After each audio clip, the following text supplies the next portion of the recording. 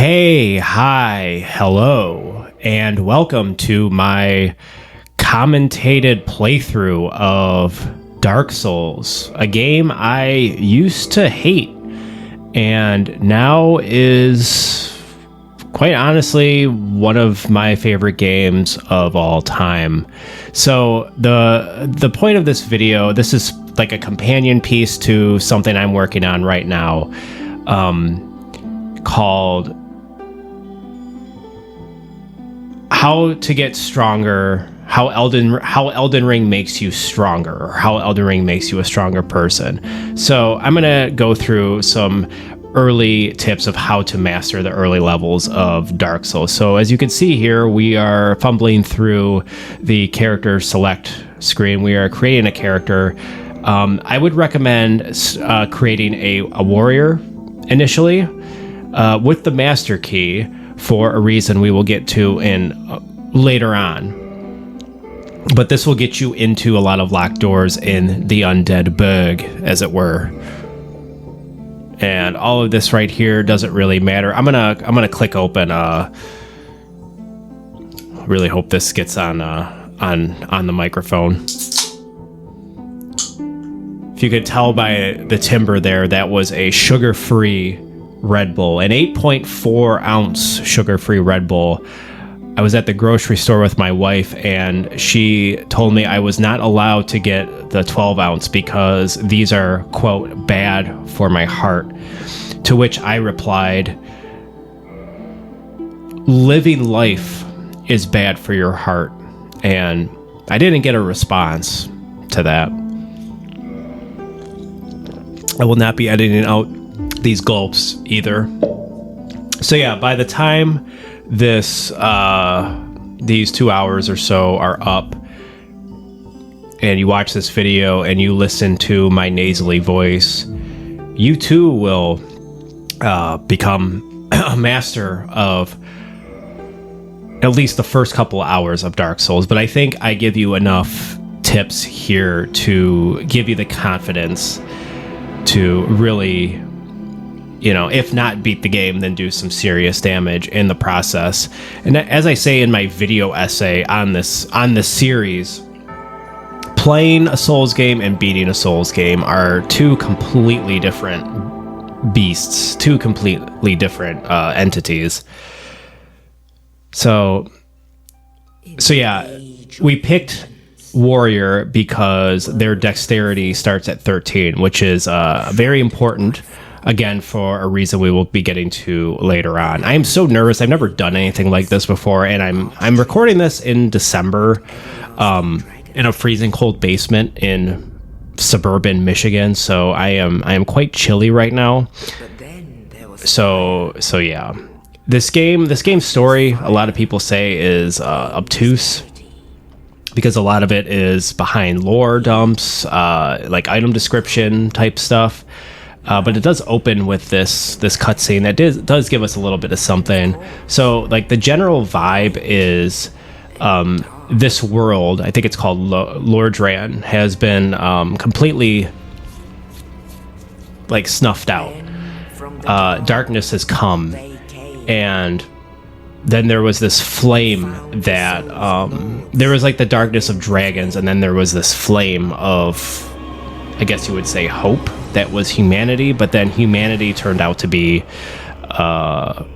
just as, if not even more problematic than the lizardy dragons, which I always thought was like, Dark Souls takes from the lineage of iconic franchises like Dragon Quest and The Legend of Zelda. But I would say that unlike those series, these series of games, and Dark Souls in particular, are very kind of hopeless games. I mean, they're not entirely hopeless. There is like a life-affirming message to be had here. But pretty much what you're doing is you're an undead. Your main character is undead. He's like a zombie, or they're a zombie. She's a zombie, or they're a zombie. That is going to die repeatedly, but they're here to kind of like put an end to the world and everyone's misery. And if you watch my video, which I plan on releasing, I will have either beaten a Souls game by after this recording, or I will have not. As of this recording, as a quote-unquote, as someone telling you how to master the first couple hours of Dark Souls, I'm going to tell you right now, as a common simp, I have not beaten a Souls game as of this recording. So if you think I'm some kind of expert, I am not. I'm a commoner. It's really hard to talk and be entertaining as we're going through this here. But yeah, thus begins the Age of Fire, which was the age of, humanity, and we get people with their big brains coming along, and humans thinking they know what's right for everybody and what's best.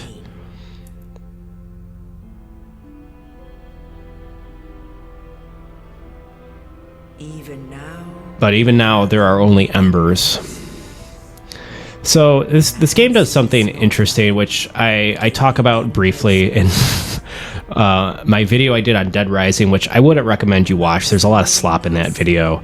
But I mentioned the Slovenian philosopher Slavoj Žižek, who has a theory about something called the death drive, which is about how you kind of navigate in this reality of capitalism as a subject, not as a live being or a dead being, but as an undead being. And this game is a perfect example, I think, of what he's trying to illustrate. The point he's trying to make is that you have to play the game of life by taking enjoyment in things that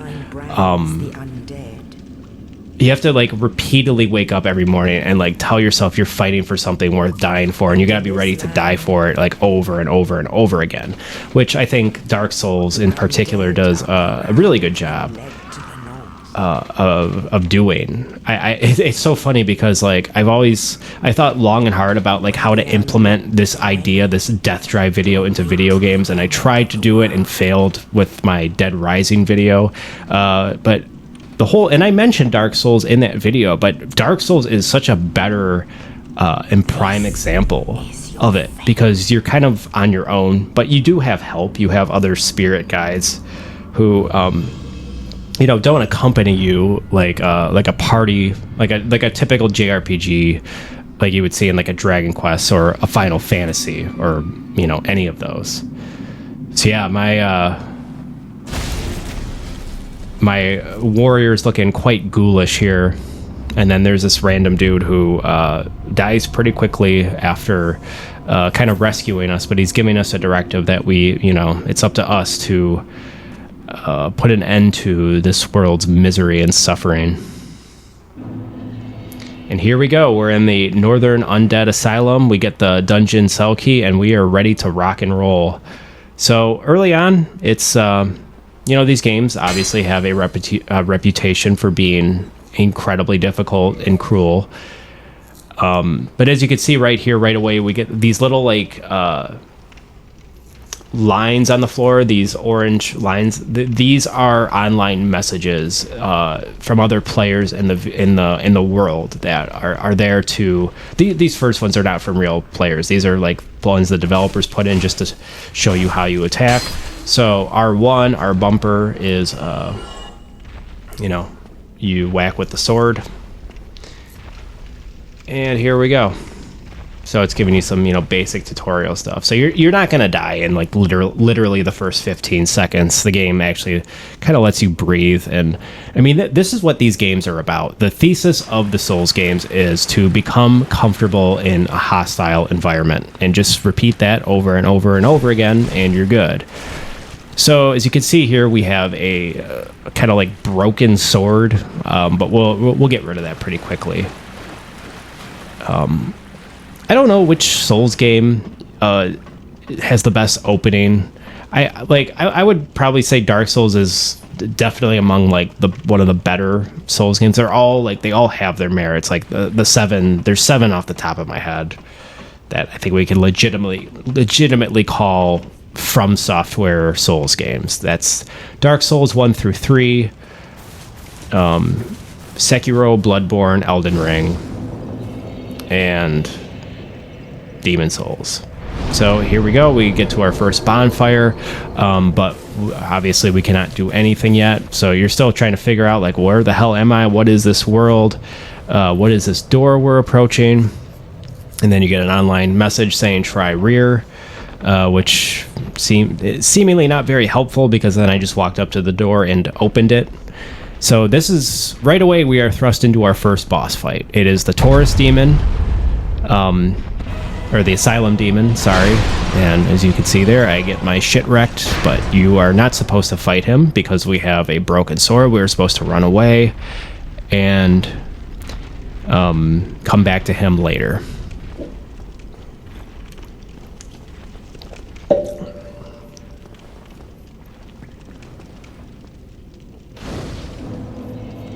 Here's another bonfire. So, really close together, these two bonfires, and we still can't really do anything with the bonfire. So there's a online message saying get the shield, and then there is a common enemy with a bow and arrow that's trying to kill you, and I have massive arrows sticking out of my body. So I pick up the heater shield. You go into the menu under change equipment, which is the second one on the top right there. You go in and you put it on, and you're good to go. You hold down the left bumper, or L1 if you're playing on PlayStation. You hold it up and you are able to block, which games like Bloodborne would completely negate the shield. Dark Souls wouldn't, though. Dark Souls was the first Souls game I ever played, so I was conditioned to always hold the shield up. There's the longsword, which is our first proper melee weapon. We're going to do the same thing we did with the shield. Go into the change equipment menu, pressing the start button, and then just getting in there. And as you can see, we have kind of like a D-pad representation on the bottom left of the screen here. Elden Ring would make this a little smaller, which I appreciate. Dark Souls, it's kind of big and just up there. So there, right there, I just did a backstab. We'll get more into backstabs earlier, but this is one of the first like key things you need to master early on, and it's not that hard. So we go through the fog, and as you can see, we are now, if you've been paying attention, we are now above the Asylum Demon. If you notice that door from before, that massive door that we opened. There's a blood stain, so the little red blood bubbles on the ground, you can access those, like the online, oh, I just got my shit wrecked by a boulder. That's right, folks. Watch out for ambushes in the Souls games. You will be ambushed constantly.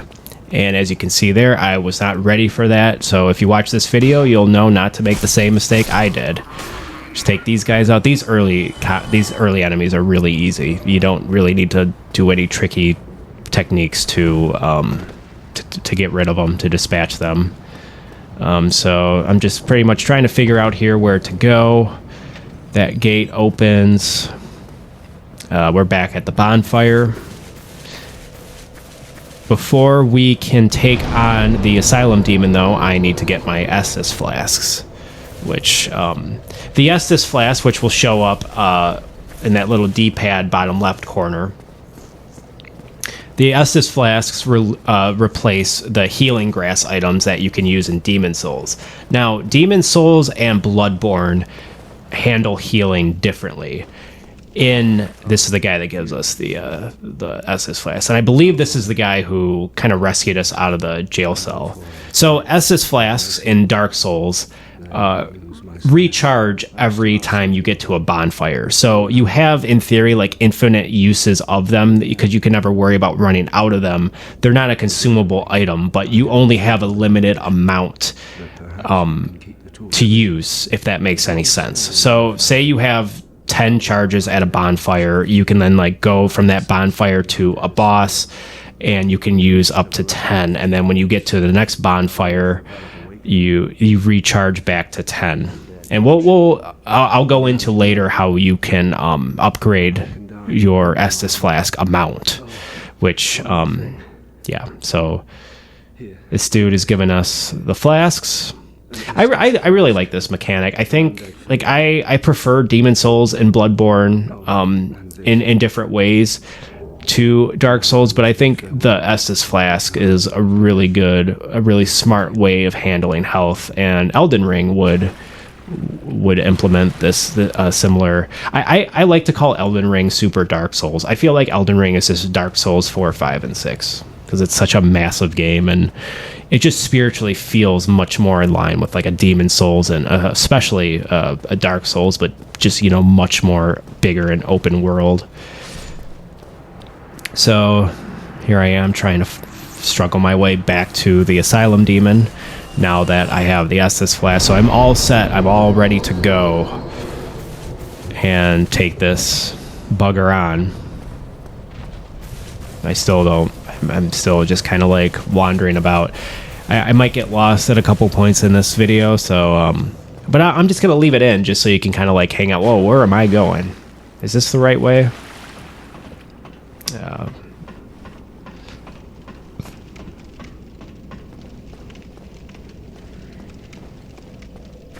I thought I could show there.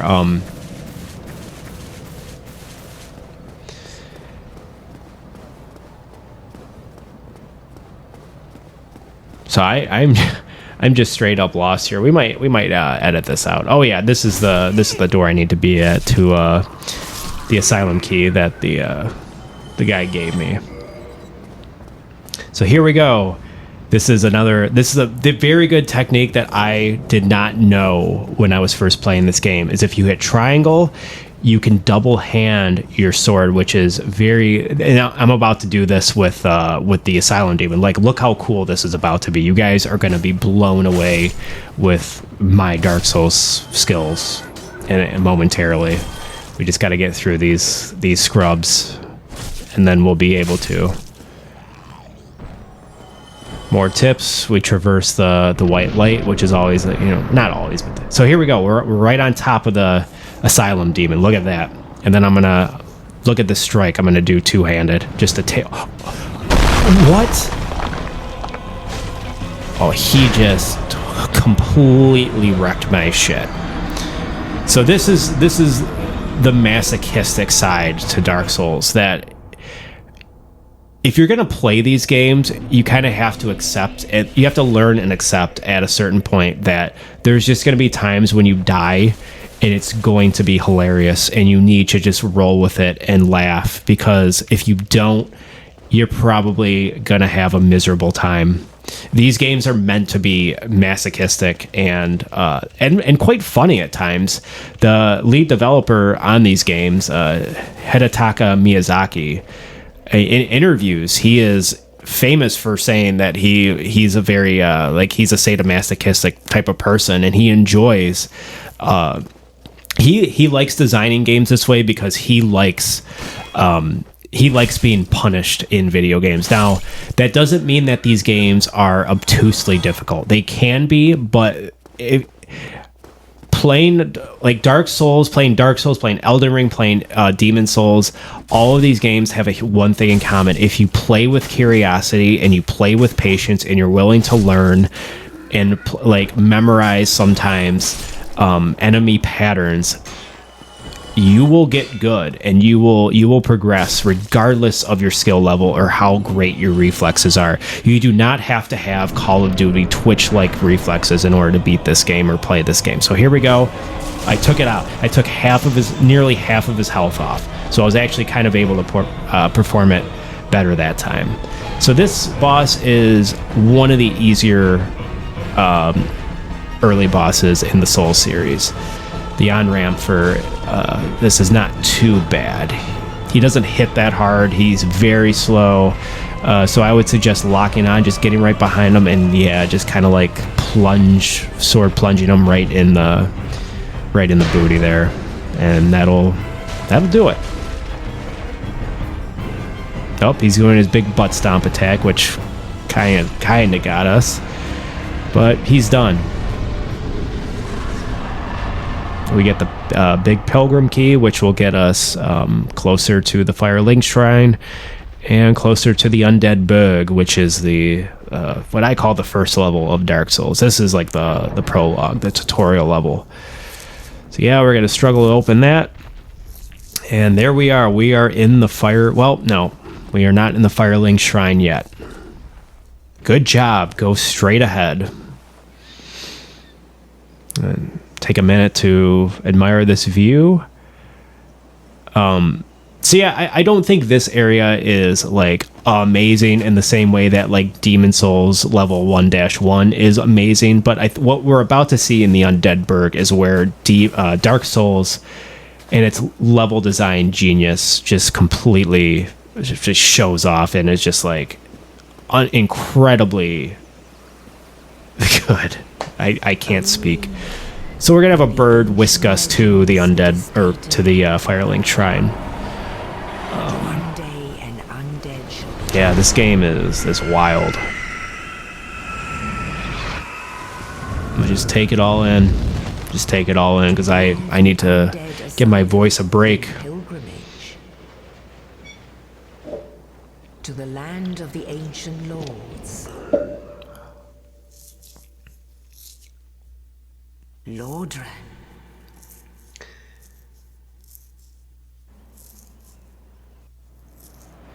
And here we are. We are. I want to say too, these load times on these modern consoles are so much better. Like the PlayStation 5 and Xbox Series X.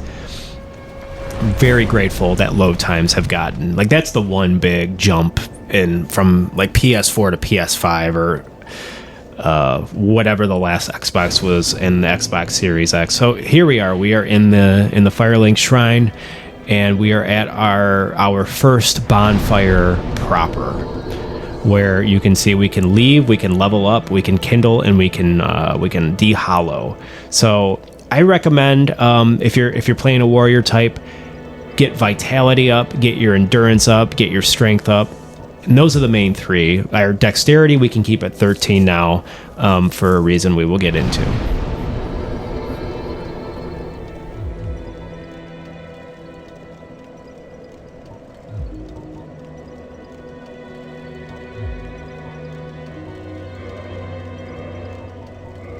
So we can't kindle yet, and we cannot reverse hollow yet. We can only do that when we have enough. When we have humanity. So as you can see there, we just picked up 3 humanity. And so for the next couple of minutes, I'm just going to explore Firelink Shrine, which is your hub for the game. It's your nexus or your round table hold, as it were. This guy, so the first time I played this game, all the way back in October of 2011, I attacked him like an idiot.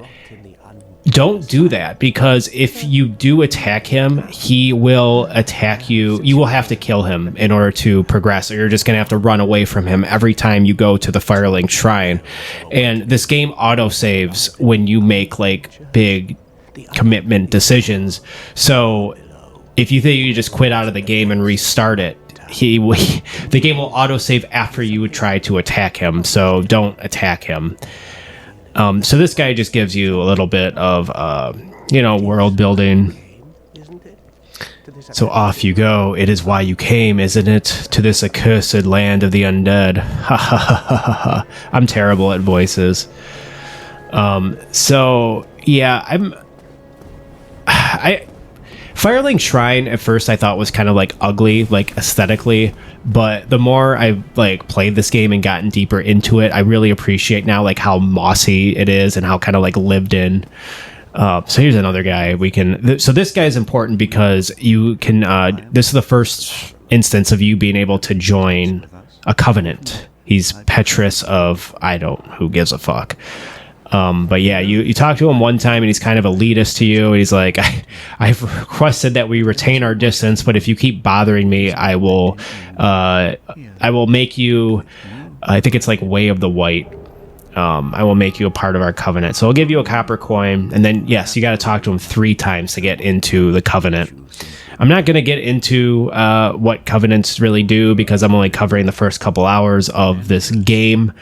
And because honestly, I just don't know, and you don't really need to know right now. You can join it and just kind of hang out, make decisions, see what very, very, like I said about the NPCs and attacking them, like there's stuff you're just going to learn in the Soul series. Once you get more acquainted with it, you just got to respect the game. If you respect the game, it'll respect you back, so just be careful, I think a lot of the reason why people are so like put off and afraid to like try these games, including myself, is because there are so many like gatekeeping fans of this series, which I mentioned in my video too, which they're quite annoying, but I get into that in the video. But it's this really interesting kind of thing where it's kind of created this online.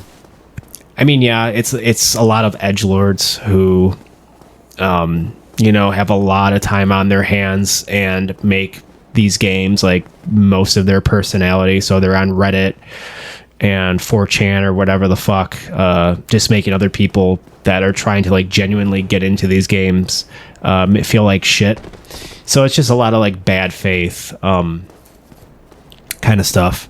So yeah, we're still exploring, rolling into those barrels. You roll dodge with the circle button, or B if you're playing on Xbox.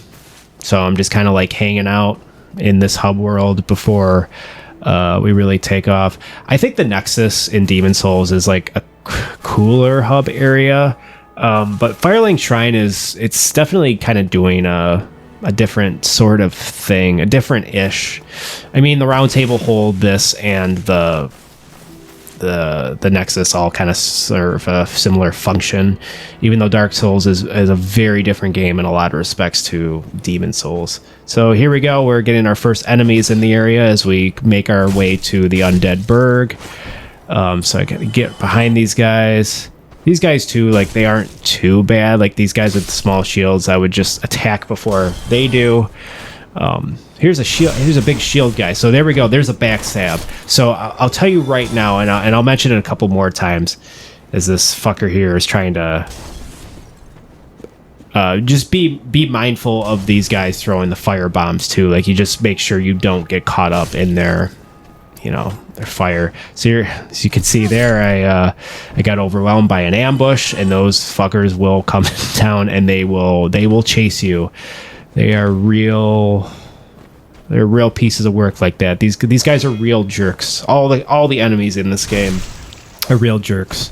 So here we go again. So in order to do a backstab, you have to lock on with the R3 button, as you can see there, strafe behind them. And this is very important. I did not know this for the longest time.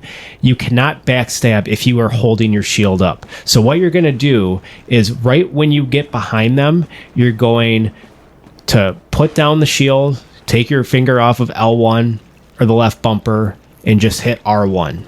And hopefully, if you do it right, you get a pretty friendly window of time to do it. So don't worry about being too precise. You'll initiate a quick time event in which your dude will pull off a spectacular looking backstab attack, which does a ton of damage. So these rats, they're not too difficult, but they do inflict poison on you, so just be careful. And also, you're in a tighter corridor, which can be difficult. So the R2 longsword attack does kind of like more straightforward plunging attack, which I would recommend in this area. Because another thing that I think Demon Souls teaches you really well, I believe it's like level 2-1. Oh man, we're in the Undead Burg. I don't know why I said that so weird. So yeah, just take out these guys however you kind of see fit. Make sure to have your shield up. But yeah, Demon Souls teaches you pretty early on that you can use a spear in tight corridors, which is better than a sword or an axe. I didn't learn that until Demon Souls, I should say. Like, I think I used the pike weapon, which... So yeah, Demon Souls does a really good job of teaching you how to use different types of weapons. Because another thing in this series is you might find a weapon you really love, but you're going to have to learn to get acquainted with at least a couple of weapons to, really make some progress. Because there's a lot of enemies that are either, impervious to certain swords, or just certain methods of fighting will not be viable with certain types of weapons. So you're just going to want to be mindful of that. So we're picking up these souls of the undead here, which are, consumable souls that we can like eat or consume, and then they'll give us more souls. I haven't said it yet, but on the bottom right of the screen of the UI, that's the number of souls you have. So 765 early on, I believe, will get us 1 level up. Look at that dragon. Oh, good lord, that dragon. He just wrecked some shit and then left. He's going to be a huge part of the level design here in the Undead Burg. There's another backstab. Remember, take your finger off of the shield button when you're doing it. I failed to do it there. There we go. I got it. So yeah, I would say you have about half a second between taking the shield down and being able to execute it. So it gives you a pretty decent window in order to do it. We're going to open this residence door here. I think, and then there is a wooden shield, which I think I used the heater shield for most of this first hour of play, which is not a good shield, but it is what it is, and we'll get a better shield soon enough. So, you know, this is still... I spent so much time in the Undead Burg when I first played this game because I was so intimidated by it. Not because I thought it was too hard, but just like all the discourse around this game, people are just losing their minds about how difficult it was. So this bonfire, and this whole area, I became like intimately acquainted with. I have ran back this part of Dark Souls. I can't even tell you how many times. I would say it's well over 100. So yeah, I'm gonna eat some souls here so I can level up. Again, I would focus on strength, vitality, and endurance for a knight or a warrior run. And if you notice here, there is a ladder that we cannot reach. There is like this level right here, this area, this safe room, this like kind of Resident Evil safe area with the bonfire is incredible because we have these stairs that lead up to nowhere. They are crumbled, but we can see we can get up there, and the ladder is our way up there, but we don't know how it functions yet. So this is where we just came from. So we're gonna do a little bit of backtracking. Again, when I first played this in October of 2011, I did not even know this merchant existed. Which this, you could say, this is one of the examples of the game being a bit too obtuse. But let's see. Now that I'm watching back the footage. So here's another asshole trying to ambush us. Does not work. We give him a nice little backstab. And now we get these shield guys. Now I think this is another way of attack that is very important that we're about to talk about, and that's the kick. See what I did there? I kicked his shield away, so because these fuckers do love putting their shields up. Let's see if I can do it again. Yep, kick, and then just whack away. So the kick is done by holding, by flicking. You have to lock onto the enemy.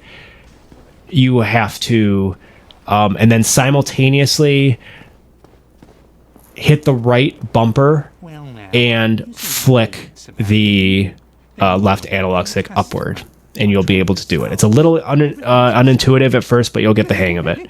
So this is the merchant this is like the weapon/item merchant that I could never find when I first played this game.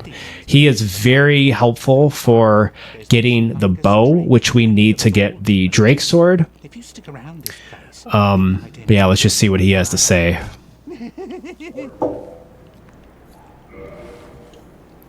As I guzzle down this luxuriously delightful and refreshing sugar-free Red Bull. I'm not sponsored by Red Bull. So yeah, we're going to buy some fire bombs, which I would recommend buying fire bombs for an upcoming boss fight. But you don't have to. I feel like it makes the game a little easier, though, even though there's some edgelord gatekeepers out there who will tell you that is an inappropriate way, a fake way to progress through the game, which to that I say is utterly ridiculous if you believe that. So we're doing a little more exploring, come across a giant ladder, a couple more of these pricks, who, again, like any common enemy in this game, can kill you really quickly if you don't have your shield up, or if you're playing impatiently, or if you're not paying attention. But for the most part, these are like the easiest common dudes in the game. Take a drink out of the Estus flask there, and then we go up. We go up the ladder, and hopefully this is the part where I show you can go down a ladder really quickly. This is another thing that I may have showed it earlier on, but just hold down circle when you're on a ladder, and you will just slide down the ladder much quicker. Don't hold down circle and the bottom of the analog stick. Just hold down circle. That's all you got to do. These guys are tearing me up. Yeah, these dudes with the fire bombs are rough early on, and you might die if you've never played this before. You might die a couple times getting through it, but it's no big deal. Because the bonfire's pretty close away, or pretty close, and you're in like a minute, 2 minutes tops, you'll be right back to where you were. And with, like I was saying about next gen loading times, like if you're playing this in 2011, I would understand, like, because every time you die, like there's a 30-second loading screen. I remember Bloodborne was infamous for like really obnoxiously long loading screens, but in 2024, we don't have that problem anymore. There's a lot bad with the world right now, but loading times ain't one of them. So yeah, I think I'm making my way back to the bonfire here. Oh yeah, and then this I don't know this. I said I was going to talk about it, but that area over there where the stairs are is a little hard to find because there's boxes covering it. So yeah, I think we're going to go back to the bonfire here and just recharge our flasks. Estus flask. And I believe we can level up again. I do not choose to level up here. I choose to keep going. So yeah, these fuckers respawn. You got to take them out. Yada, yada, yada. Crossbow, dingbat. And then one of these guys now down here usually gets aggroed, so I would recommend taking him out always if you're planning on moving forward in the critical path. Not entirely sure why I'm going this way. Did I miss something? Oh, this is interesting. I have no idea why I went back this way. Maybe just show you the kick technique again. Yeah, these guys are just, they can really do some damage really quick if you're not careful.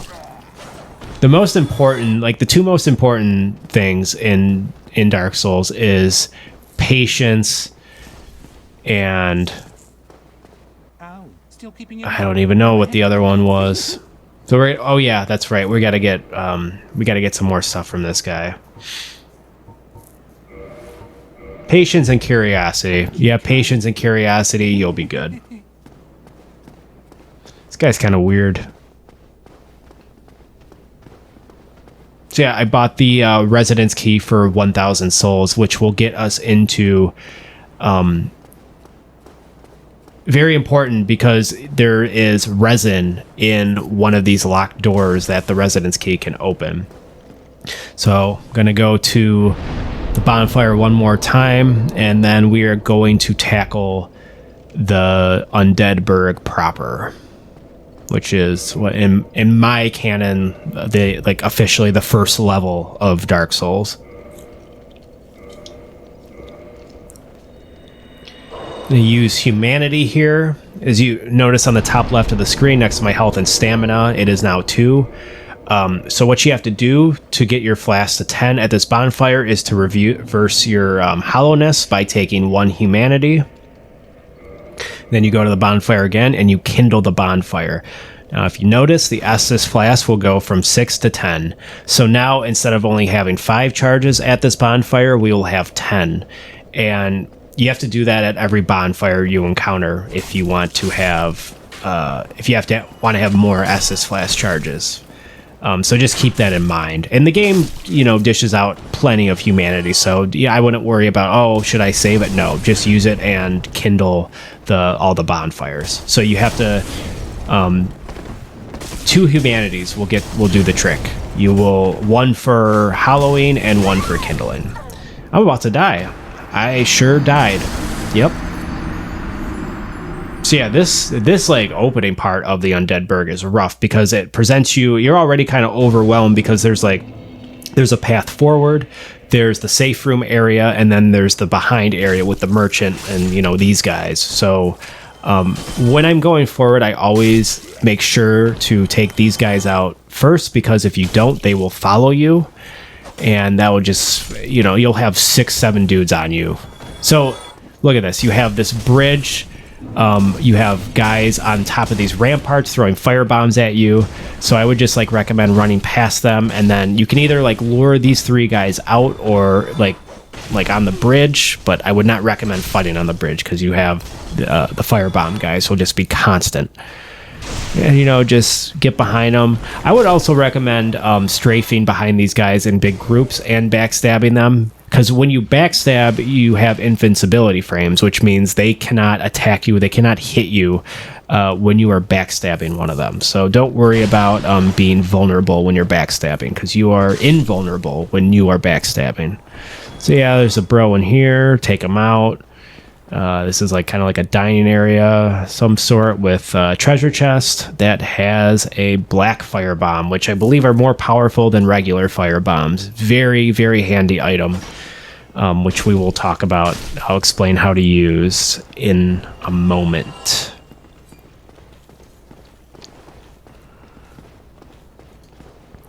So yeah, we're just making our way through the Undead Burg. This is the main path. Here's stairs. Stairs are very dangerous in the Souls games, and you got to know, you got to understand your terrain, because the game is really aware of terrain.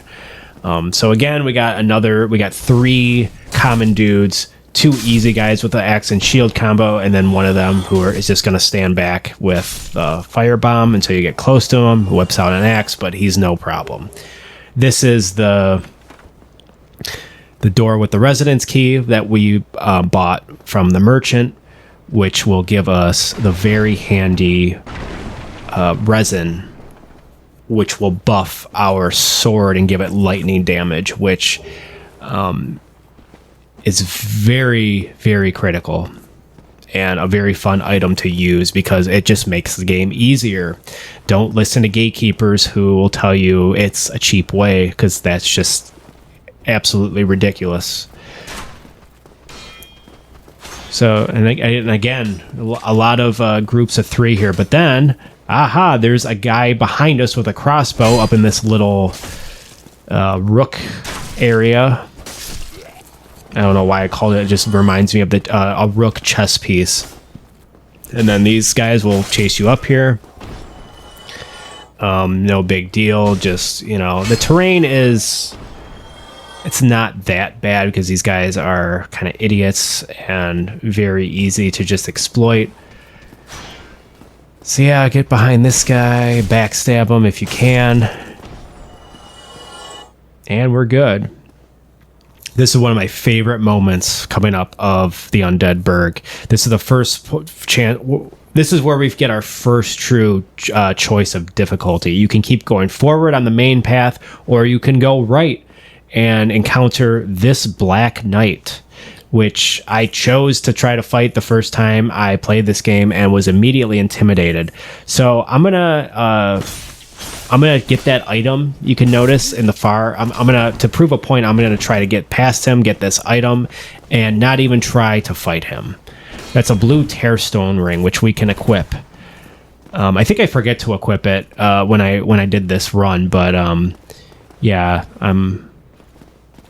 I don't know what I'm doing here. I think I'm going to let him kill me. Ooh, imminent dead end. Yeah, so this is not the way to go if you want to take this guy out, or if you don't want to die, because now you're just completely boned. You're completely compromised. This guy, he's holding up his shield. He hits hard. He is very intimidating. I tried drinking a flask and I died. So this will send us back to the bonfire. So the reason to grab the item, and here's the thing, it doesn't matter if you die. You don't lose the item if you die. Once you get the item, you have it forever.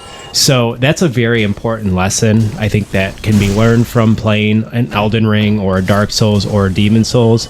Is you can go off off beaten path areas that you feel like you should not be in, or you're not supposed to be in, or you're not allowed to be in. And if you see an item, you can grab it and you can die and be taken back to the bonfire, but you will now have that item or weapon or armor set, whatever it is. A lot of gatekeepers don't like to mention this because too many people would then be like, oh wow, well, if I can just get better armor and I don't have to maybe I don't want to learn these really complicated over-leveled, how to defeat these over-leveled enemies. Maybe I just want to get armor and feel a little more confident early on. There is absolutely no reason not to do that. So I think that's a really a very smart and practical way to play Souls games, and the developers put it in there for you to grab. You don't have to beat the enemy, like the Black Knight enemy, in order to obtain it.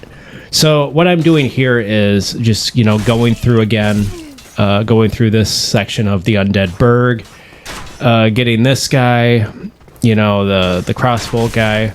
Like you're going to become very acquainted with this game, and I think you'll come to realize, even if you are dying a few times on this area, you might find yourself too, you might be playing worse after you thought you were getting better, because you're playing sloppier, because you're playing more impatiently, because you're just trying to get to the next area or whatever. The enemies will always respawn, but they'll always respawn with their kind of annoying, similar, stubborn attack patterns, which are usually slow and predictable, but you have to get through it. And that's where shortcuts become such an incredible component to Souls level design. So I'm going to go back and I'm going to try to kill this knight this time. And because I've done this area so much, you don't have to beat this guy either. He gives you a good ton of souls, but it's not a tremendous amount where it's absolutely essential. And that's another thing too. There is no enemy in this game outside of a boss that you have to beat in order to get his souls. The only reason you will you can do it for pride, but that's about it. And that's where the gatekeepers really hone in, and they're like, dude, you have to no, you don't have to do anything. You don't have to do any of this. You don't have to face this guy if you don't want to. But why I think it's important, why I think it could be important to face him, you don't have to defeat him, but he does kind of force you to get better at the mechanics, like backstabbing.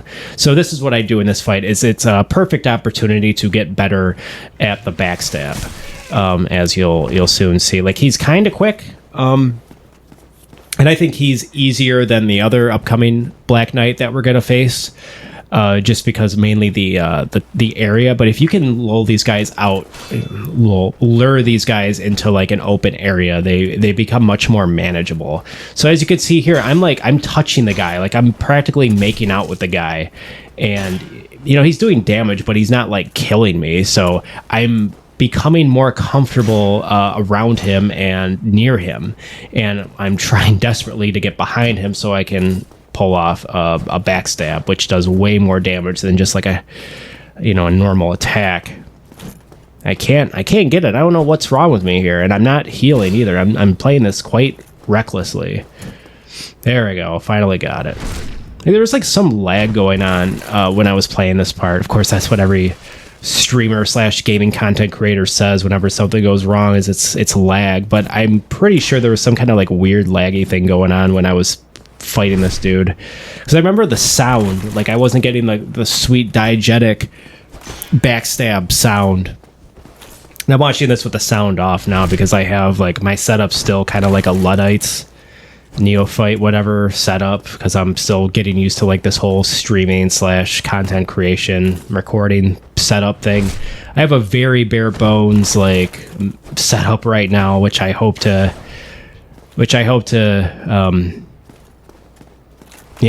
have more of a coherence to in 2025 and onward, as I try to do this more and more. But yeah, so this guy takes a while to, deplete, but, you get a few backstabs in there, you get the hang of it, and he's not that bad at all. He's not that bad at all. But again, don't feel discouraged if you can't beat this guy. He's good practice, and he will always be there off the beaten path, so it's not like he'll be, pursuing you. But yeah, just get around him, strafe around him, get behind him, and then take your shield down really quickly and hit R1, and you should be able to backstab him effortlessly with time. You could get a really powerful early shield, but if you're lucky enough, but I wasn't there, so I just got a Titanite shard, which in Elden Ring they're called smithing stones, which are used to upgrade our weapons. And then I do a little cocky first down symbol because I feel really good about taking that guy down. And now we move forward, and there's another. I don't know how I dodged that.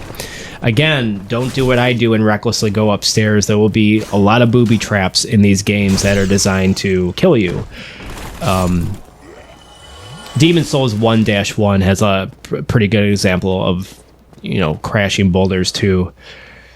So we're presented here with, we're going upward, and I use the master key.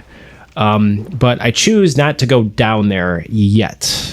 I believe that is where Havel is. I could be wrong, but Havel is another very powerful early enemy that we can kill and get his ring, which gives us, which allows us to carry a lot more armor and avoid fat rolling. Which fat rolling is it's kind of a weird term, but fat rolling means that when you roll and you have too much armor on, you will be burdened. It's kind of like the burden concept in a Skyrim type of game where you move very slowly. In Dark Souls, it if you roll away, your endurance will go down way faster than if you were just properly equipped. So be mindful of that as well when you're using certain armor sets.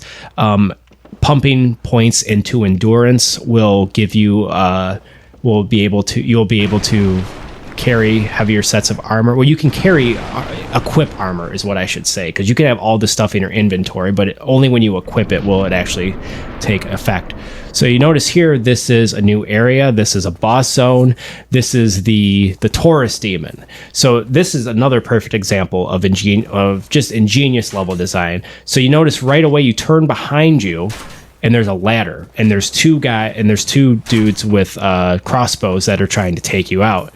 So I didn't know this at first, but you can just walk up here and take these guys out, and it's going to become very important why you need to do this in a second. Not just to kill these guys and make the fight easier, but what you learned in the very first fight with the Asylum Demon, gaining higher ground against a boss is almost always to your advantage. So we will slide down the ladder. Remember, just hold down circle to do that really quickly.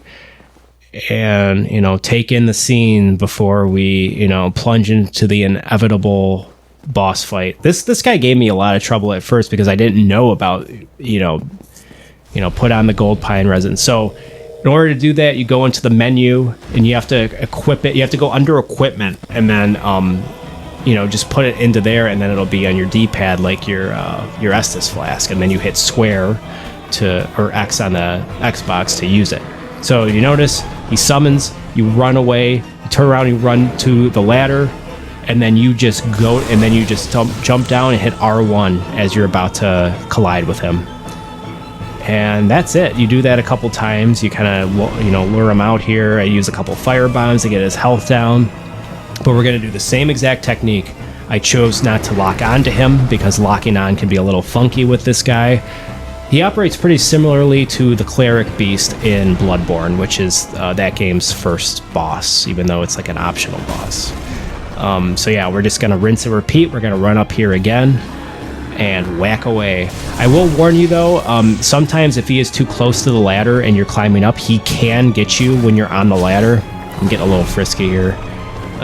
So yeah, I'm gaining my distance again, which is always a good idea. Top up my health, roll away from his attacks, throw another firebomb. Hopefully this one might... Oh, there it is. Yep, just got him between the legs, and that is the Taurus demon. Victory achieved. You know, congratulations to me and such. And we're gonna do a first down.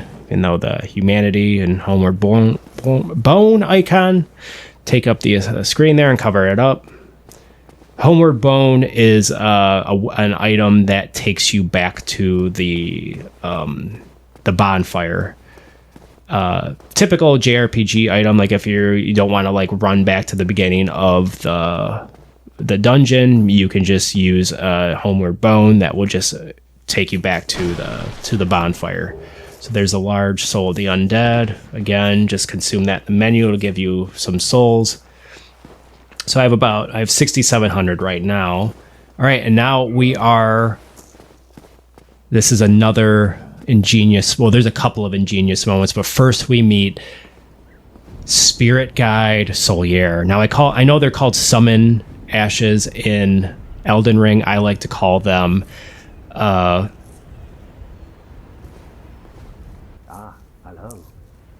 You don't look hollow. I like to call them spirit guides because that's what my wife calls the people in her life that she can't see with the naked eye, but they're there to help her. That's what I like to call the summons in Dark Souls and Elden Ring. So this is Solier, who is a big fan of the sun and also one of your spirit guides, the first one in the Souls games. Demon Souls, I don't remember, but it's kind of embarrassing. I don't know this off the top of my head, but I don't believe, I could be horrifically wrong, but I don't think Demon Souls has like cooperative play. I'm actually, in fact, certain I am wrong about that. But I'm just going to be mum on that for now. So yeah, agree to have this guy join you because he is a badass and he doesn't hit hard, but he provides a welcome distraction for a reason we will soon be getting into. Well then, take this. So the Soapstone gives you the ability to, I think, do co-op summons. So from now on, you can summon in other real world players to help you out. I don't mess around with the system that much just because I don't like playing with other people, like real people, and because I don't know, it makes it a little, this might sound a little gatekeepy, but I mean, if you want to do this, go right ahead. Feel free to do so, but I don't know, I just don't like other real world people helping me out because the scaling is just like too whack with it for me. Like I remember the first time I beat the gargoyles, which is the upcoming boss fight. I just had this guy. I summoned this guy who had Soul Echo magic and just took him out in 2 hits. And I was just like, I felt great that I got past that. That huge roadblock I had because I was stuck on the Bell Gargoyles for like 7 years. Because when I first rage quit Dark Souls, when I played it in 2011, it was the Bell Gargoyles where I just like noped the fuck out of the game and never played it again for like another 7-8 years. So there's Solier. That door's locked. And then up ahead we have this bridge. If you notice, there's scorch marks there, and there's a blood stain of a guy who... there's the dragon just out of nowhere, just Pearl Harboring us. So there's that dragon from before, who is now just perched on top of that. So now you have to figure out, okay, I just beat this boss, and now I have to figure out... I kind of wish the developers put a bonfire between here and, the last bonfire, because this is kind of brutal. Because if you don't know about this the first time, you could lose all your souls. But again, don't worry about losing your souls. You lose your souls if you die twice in a row and you don't collect them. But again, you use your soul. Souls are just one way of leveling up in this game, and they're not just for leveling up your dude. So here we go. Remember that ladder I showed you earlier? There, down there, that's the bonfire. The Resident Evil safe room bonfire, where we started at the Undead Burg, and now we have a shortcut that can take us all the way back to the bridge with the dragon. Absolutely stunning, phenomenal level design. some of my favorite from Software. And this is where Dark Souls, I think, is just operating, this is 10 out of 10 territory right here, like no joke. So keep dexterity at 13 because we don't need to level it anymore. I would say just continue leveling vitality and endurance and strength. I would recommend mostly leaning with vitality and endurance. Take a few more souls, to level up again.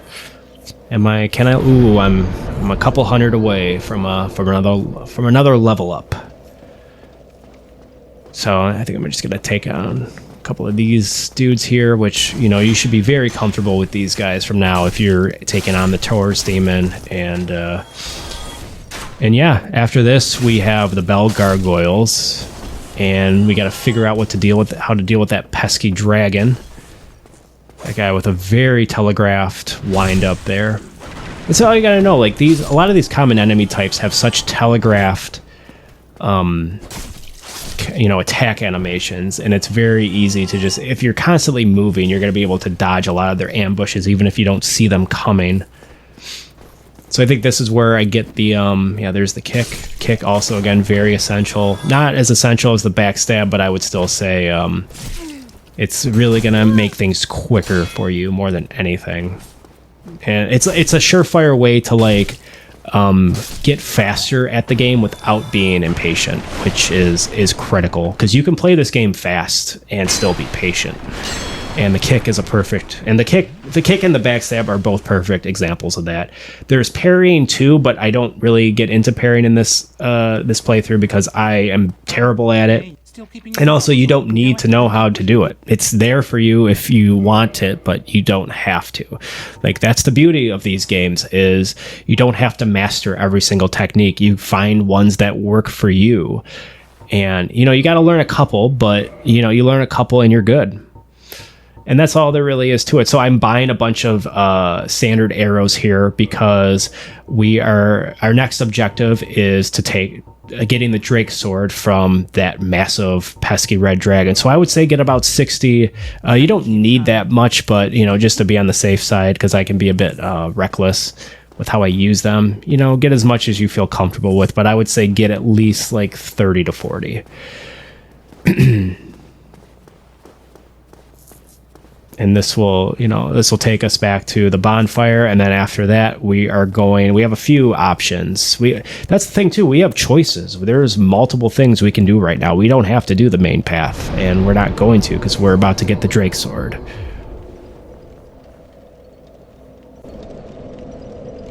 So actually, before we tackle the Drake Sword, we're going to do something a little cute, and something I would recommend doing if you feel like you are not, if you're not at the level you want to be.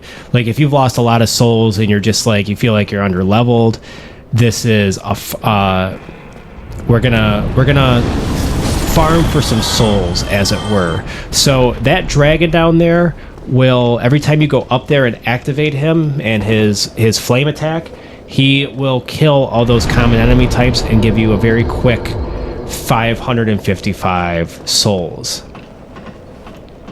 So I'm just gonna kind of spam this for the next, I think I gave myself 5 minutes. You might say this is a cheap tactic, or it's too boring. To the too boring thing, I would just say put on a podcast or put on your favorite song and just kind of chill and hang out with this game for I remember I was listening to Tool songs as I was doing this, and the time went by just like that. But I'm not gonna narrate over all of this footage because it's it is very repetitive, and it's pretty simple. All you do is climb up the ladder, as you see here. You go round and round, you go up. I remember the first few times I did this, I kept getting lost up here because my TV right now, I'm about to get a new TV, but one of the backlights went out on my 4K TV, so it's hard to see, especially on the top left. So I kept getting turned around and lost in this area because Dark Souls this is the remastered version, but it's still a 13-year-old game at this point. So but it looks beautiful now on this. Or I'm playing it on PlayStation 5, even though it's technically a PlayStation 4 remaster. No, I don't have a PC, even though like this game does look best. If you do have the hardware for it, definitely play it on the PC if you want it to look best and run the best, because this game runs at a smooth 60 FPS. Unlike Bloodborne, which I know annoys a lot of people, but you know, it is what it is. So I'm gonna just let this play out, and we'll speed up the footage here a bit, because this is all we're gonna do, and we're gonna do this until we feel properly leveled. You know, take your time, give yourself, if you want to do this for an hour, feel free. Like, this is a completely legitimate way to do it, and the game, like, it's there for you to exploit if you want to. And I think this is a perfect area early on where you can just like level up pretty. I mean, I wouldn't say like very quickly, because you still have to like keep going up and down and up and down. But this is where, you just listen to podcasts or, your favorite song and just fucking rock out, bro.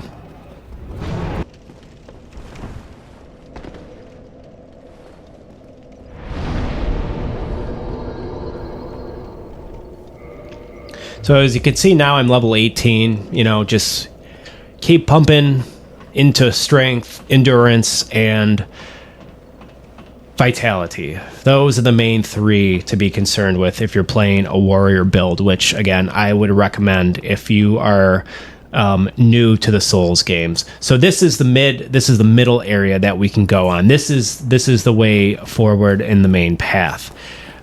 This area is very annoying if you're a first-time player, so I'm going to show you how to do it quickly. I hate this area. So there's two enemies here. There's this shield guy, which, common,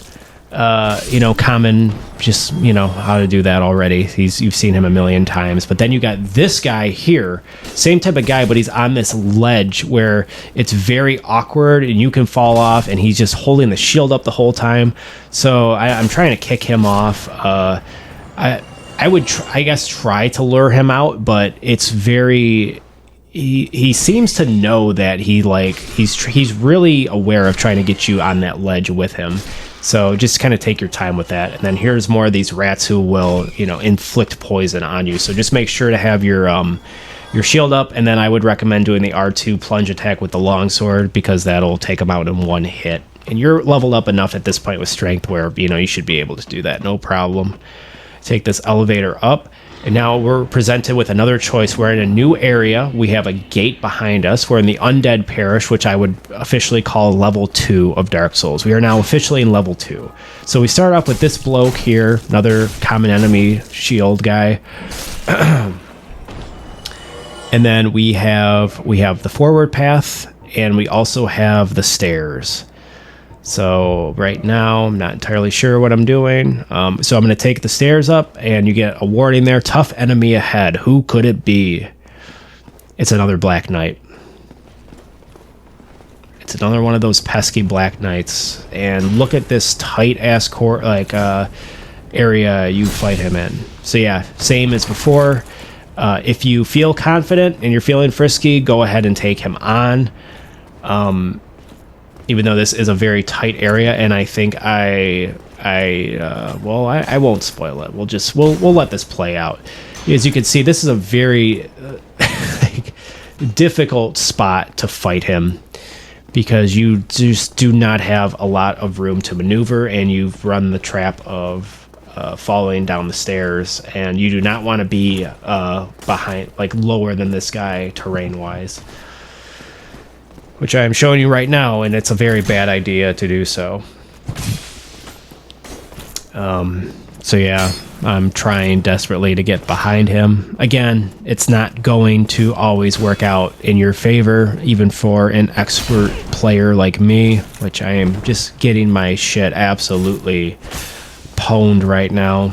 Pwned. Do people still say pwned? I feel like that's like an early 2000s thing. That's like a cringy millennial thing now, isn't it? Gen Z has no idea what that means. It's really stupid.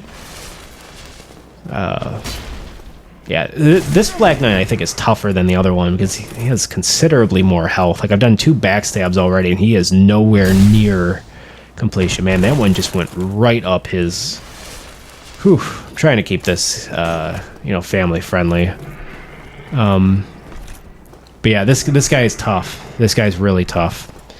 Even if you are well acquainted with the backstab. And you got to remember too, we are still playing with the early game, the first sword, and we haven't leveled it up yet. So just keep that in mind too, is this sword is pretty weak at this point, relative to the types of enemies we're dealing with now. I would say if you're spending this much time on the guy, you're not killing him yet, maybe it's not the best idea to take him out yet. But he does have the tendency to randomly drop a really... Like the one knight will drop a shield, and this one will drop, I believe it's like a Black Knight sword. I think it has to do with like how high your humanity is too. It like increases your luck. So the higher your humanity is, the better your chances. I could be wrong about that. Don't quote me there. But if you want to just like eat all your humanity early on and just like have a 10 humanity, you might have a better chance of acquiring one of their weapons. But the only risk you take with that, you do take a big risk, because if you die there, you lose your humanity, and then yeah. So just be mindful of that. So yeah, he completely owned me. So we got to run through this area again. Yeah, I do not like this area. So yeah, I'm realizing now. Okay, I'm gonna. Oh yeah, don't forget too. From that merchant, the difficult area to find where the merchant is that sells you all the stuff. Make sure to get a bow from him, just the regular bow. And like I said, around like 30 to 40 arrows. I have 55 here. So what you're going to do is you equip your arrow, your bow. You equip your arrows and your bows. Your bow, singular. And then you, I think you hold L1 to like initiate this kind of like, or enter into this kind of weird cursor type thing. Not the most intuitive way to play Dark Souls. I've never played like a dex run or a bow and arrow run, but this is kind of what it looks like if you're doing a very slow version of it. And yeah, we're just gonna similar to the farming the souls, this is gonna take a while. All you gotta do is pretty much keep hitting his tail with the bow. I think it's about 20 times, and then you're good. And it's annoying too, because he keeps flying away, but I assure you it's worth it, because at the end of this, when you knock off his tail, you get his sword, the Drake sword, which is one of the most powerful early game weapons you can acquire. And similar to the meteorite staff in Elden Ring, you can't level it up, but it scales really well to... So in Elden Ring, you get, I was playing an intelligence build, a mage build, and the reason I decided to go with a mage build is because I discovered early on in Caelid, a very dangerous area early on, you can stumble upon a meteorite staff, which is a very powerful staff, and it's, like I said, it scales very well to intelligence. The Drake sword is Dark Souls version of the meteorite staff, but it takes... it's much more difficult to get, in my opinion, because you have to know to buy the bow and the arrows and kind of do this shit. I guess I would say like getting the meteorite staff is like more challenging, because you have to like run past like overpowered enemies. But this is the Drake sword. It's just kind of chill, and it takes a minute. And again, if you're finding yourself like bored doing this, just throw on your favorite track and play it like a couple times, or a really long 10-minute song, or a short podcast, and it'll go by just like that. I guarantee it. And it's totally worth it, because this weapon is way more powerful than the longsword. The longsword we should not even be using anymore at this point.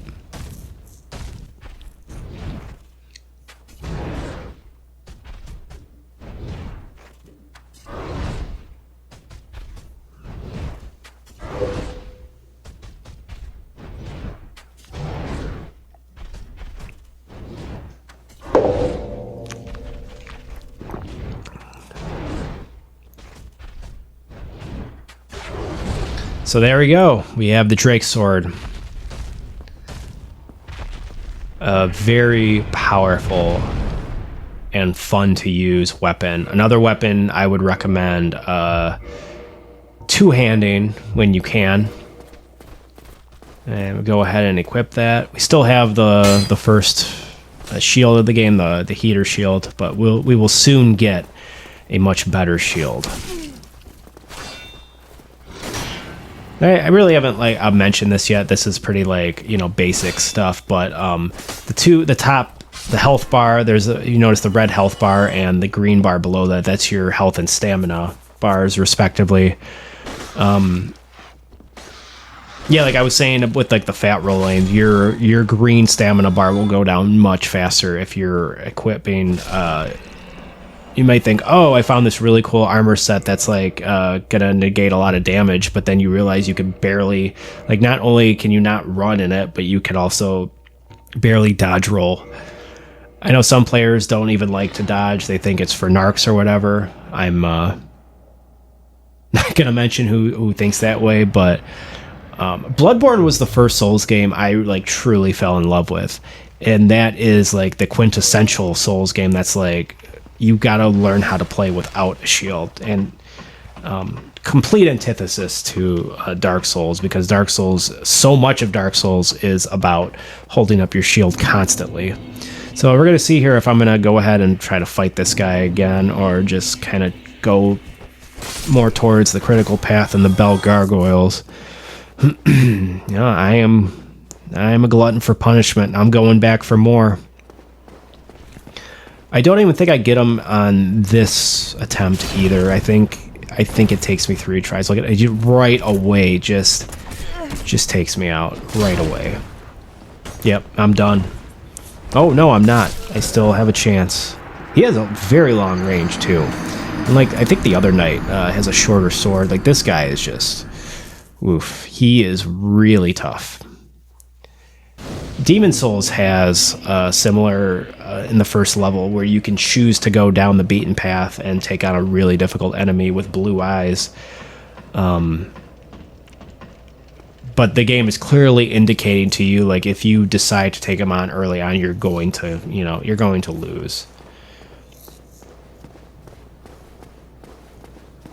I get turnaround in this area too. I don't know why entirely. It's just sometimes the geography is just, and geometry is, not the most intuitive for somebody who has a very poor sense of direction at times, I will admit.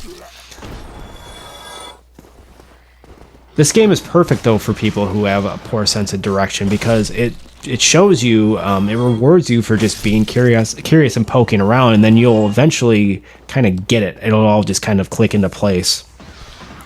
How, it might seem very overwhelming at first. And I'll also say, if you find, there's so many things I skipped in the Firelink Shrine, so many items. Feel free to poke around though in there, and if you see an item that's on a lower ledge than you, and you don't think, oh, I will not be able to get back, I just want to keep going forward, just go ahead and roll off and grab that item, because like I said, once you have that item, you have it forever, and it could be the thing that you fall in love with and you use for the rest of the game. And even if you do get completely lost or turn around or die getting it, you will have it from then on out. And everything in the Firelink Shrine is very close together with the bonfire, so even if you do die, you're right, you're pretty much back to where you need to be or whatever. So yeah, I don't think I beat this guy up here. I think I lure him downstairs, which I think is the way you're supposed to do it. You can take him out there, but it is it's a challenge for sure. I like this challenge though, because it's, the designers are, again, they're telling you that you can kind of hang out with this guy, and you can kind of dance with this guy and duel with him and be right up against him, and you're not always going to be taking damage. You just got to know when to react. And you don't have to have the best reflexes in the world, but you do have to have reflexes, but not Twitch reflexes. You don't have to have a savant level of reflex. You have to have a normal person's amount of reflex and just visualize and anticipate certain moves are coming. Why am I going up here? I think one of my farming souls again. I'm not entirely sure what I'm doing. I think that Black Knight has just got me in full despair mode right now. But if you just keep going forward, you keep owning the real estate, you get more comfortable. And you can just keep going. And we already, like, this area sucks, but we already know what it's about. We know how to deal with all of these enemies. It's not a big deal. I don't know what this guy is doing.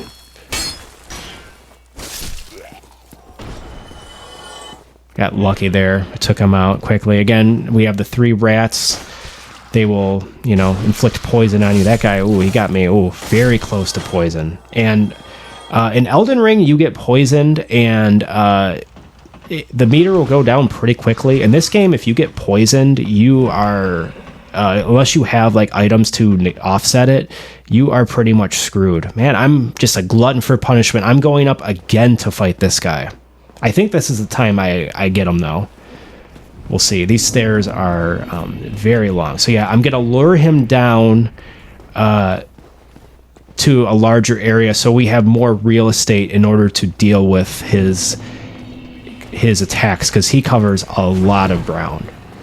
And then just make sure to take out this common enemy, because if you don't, you got to deal with both of these dudes, as you are currently seeing.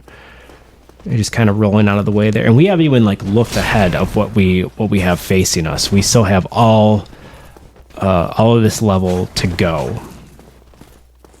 I'm doing a poor job here. Oh, I'm just running back to the.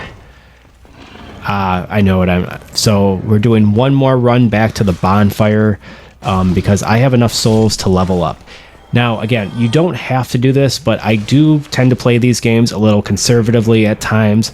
So I know I said like, oh, souls don't matter that much, but if you're close to leveling up and you feel like you want to go back and just get that extra level, I would say go ahead and do it.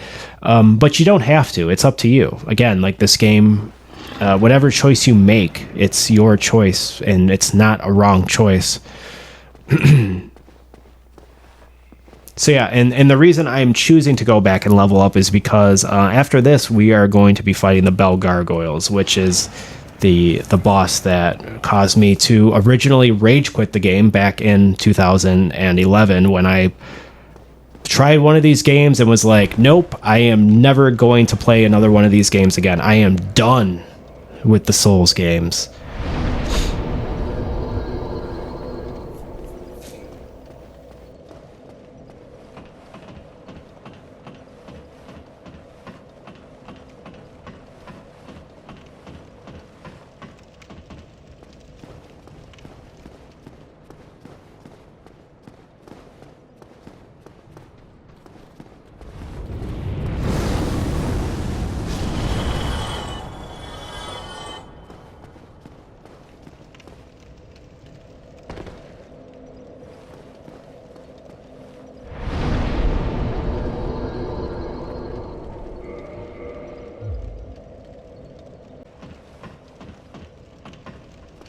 So we're going to make our way back up the ladder, hopefully for the last time, because we've been spending a bit, where it's time to move on from this area. We've grinded, we've kind of hit a wall, like what I like to call like an optional area wall, which you got to be careful with optional area walls in the Souls games, because when I rage quit Bloodborne, when I played it in 2015, I rage quit on, I think his name is Logarius, the boss of Cainhurst Castle. And Cainhurst Castle is an optional area. It is not critical path. And I find myself rage quitting these games often when I'm doing something that isn't even part of the main path. It's just something I've arbitrarily decided is going to be a roadblock that I need to get past. And when I don't, inevitably, I choose to stop playing the game. So right now, as I'm playing this, I'm as an expert. of this area. I am feeling a little bit of despair after that knight, owning me a few times. So I've decided I'm going to choose the critical path and just worry about him later if I am even going to take him out at all. So if you notice up ahead, we have this massive intimidating boar, and he's flanked on either side by 2 common enemies with shields, and then we have this guy here. So this area is pretty overwhelming the first time you encounter it. I would not recommend going straight for the boar. I would recommend just slowly inching your way up, taking care of those 2 common enemies, and then making your way up these stairs for 2 reasons. One, to get away from the boar, but also you see that item off to the far left. We will be getting that, and I will be explaining shortly what that does. So you take care of these enemies. You got these boars up, that boar up there. So the alluring skull. So what you're gonna do, just give yourself a moment to recover, heal up if you need to, and then you're gonna go into your items. Oh, we got another guy up there. So, ooh, the camera's kind of wonking out there. No big deal. Take this guy out, and then go back over, and we're gonna equip the alluring skull under I don't think you gotta remember, you gotta go to change equipment in order to do that, and then you're gonna go to where your sack of items are, your square button ones, and then as you can see, it's where the Estus flask is. Just keep flicking the bottom D-pad until you get to alluring skull. Press square, try to aim it towards the fire. And then look at this. This boar will just charge right into it like a big dummy, like a big simp, and he will die of burning. And importantly, too, like the Black Knights, if you kill him, he will not come back. He is, once you kill him once, you're good. And I completely flubbed that, similar to the Asylum Demon. But, he's already at minuscule health, so just whack them once and you're good. And then I accidentally threw one of my alluring skulls. That's great, Scott. Good job. But it's no big deal. We just I'm feeling pretty confident. I think I'm gonna make my way back, and now that I've gotten past that hurdle, oh man, no, maybe not. I'm thinking about that Black Knight. I know I am. He's really bothering me. He's really on the forefront of my mind. But even if I do decide to go back and fight him again and die, that boar again will be gone because I killed him. So yeah, I'm deciding not to face the Black Knight. I'm continuing forward. So there's that path blocked off by the gate, which will give us a shortcut soon.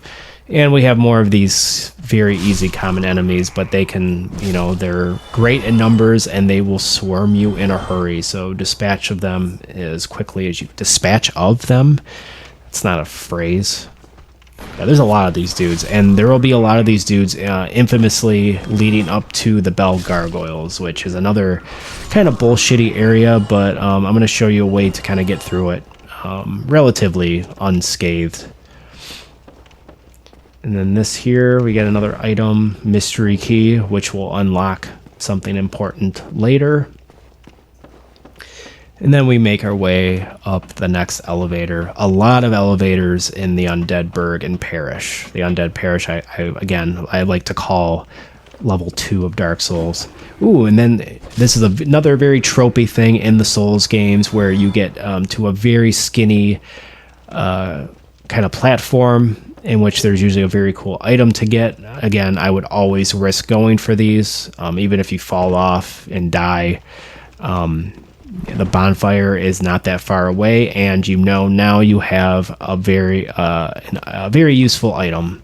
So I would recommend, not always, but most of the time, I would recommend getting that item.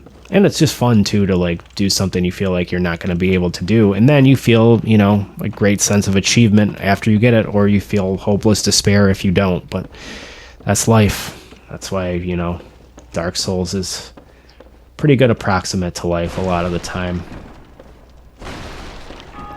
These barrels very rarely, they'll never give you anything in these games. So another fog area, which we are now on an even higher ground. We're on a 3rd floor of the Undead Parish, and we're getting ever so closer to those Bell Gargoyles.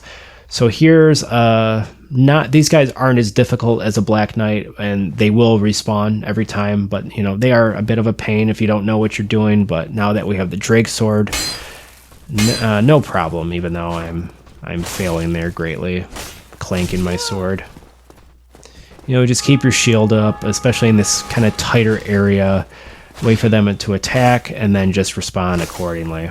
Even though it is a little wonky in here with the lack of space.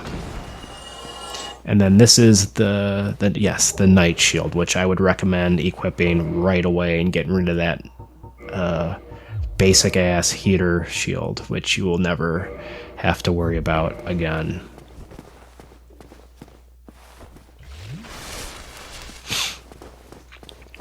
And we're just gonna keep making our way through the Undead Parish here, the main path. You know, nothing too difficult, just kick that shield away. Get that guy.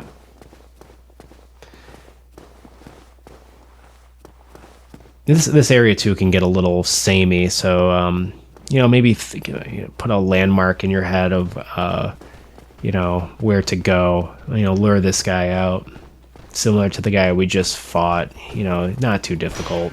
He might look difficult for an early enemy type, but you know, just backstab him once with the Drake sword and you're good to go. Gives us a Titan shard. Again, those are very useful for well, soon we'll get to see the usefulness of the Titanite shards from the blacksmith. And another very good example of level design.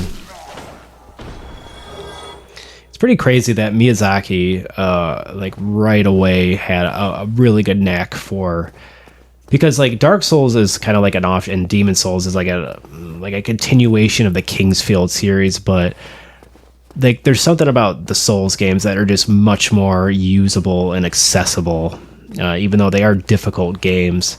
So you notice down there we have, that's the gate shortcut. There will be a lever we can pull. There's the Halberd, which is a pretty good weapon, but I'm not using it here because I have the Drake sword. Another one of these dudes, not too difficult. And then we come down here to unlock this shortcut, which this is leading back to where the Wild Boar was and that Black Knight, which I believe I decide to take on the Black Knight properly. Get a basement key, that is very important for later. And here we go. I think I decide here to take on, finally tackle that Black Knight.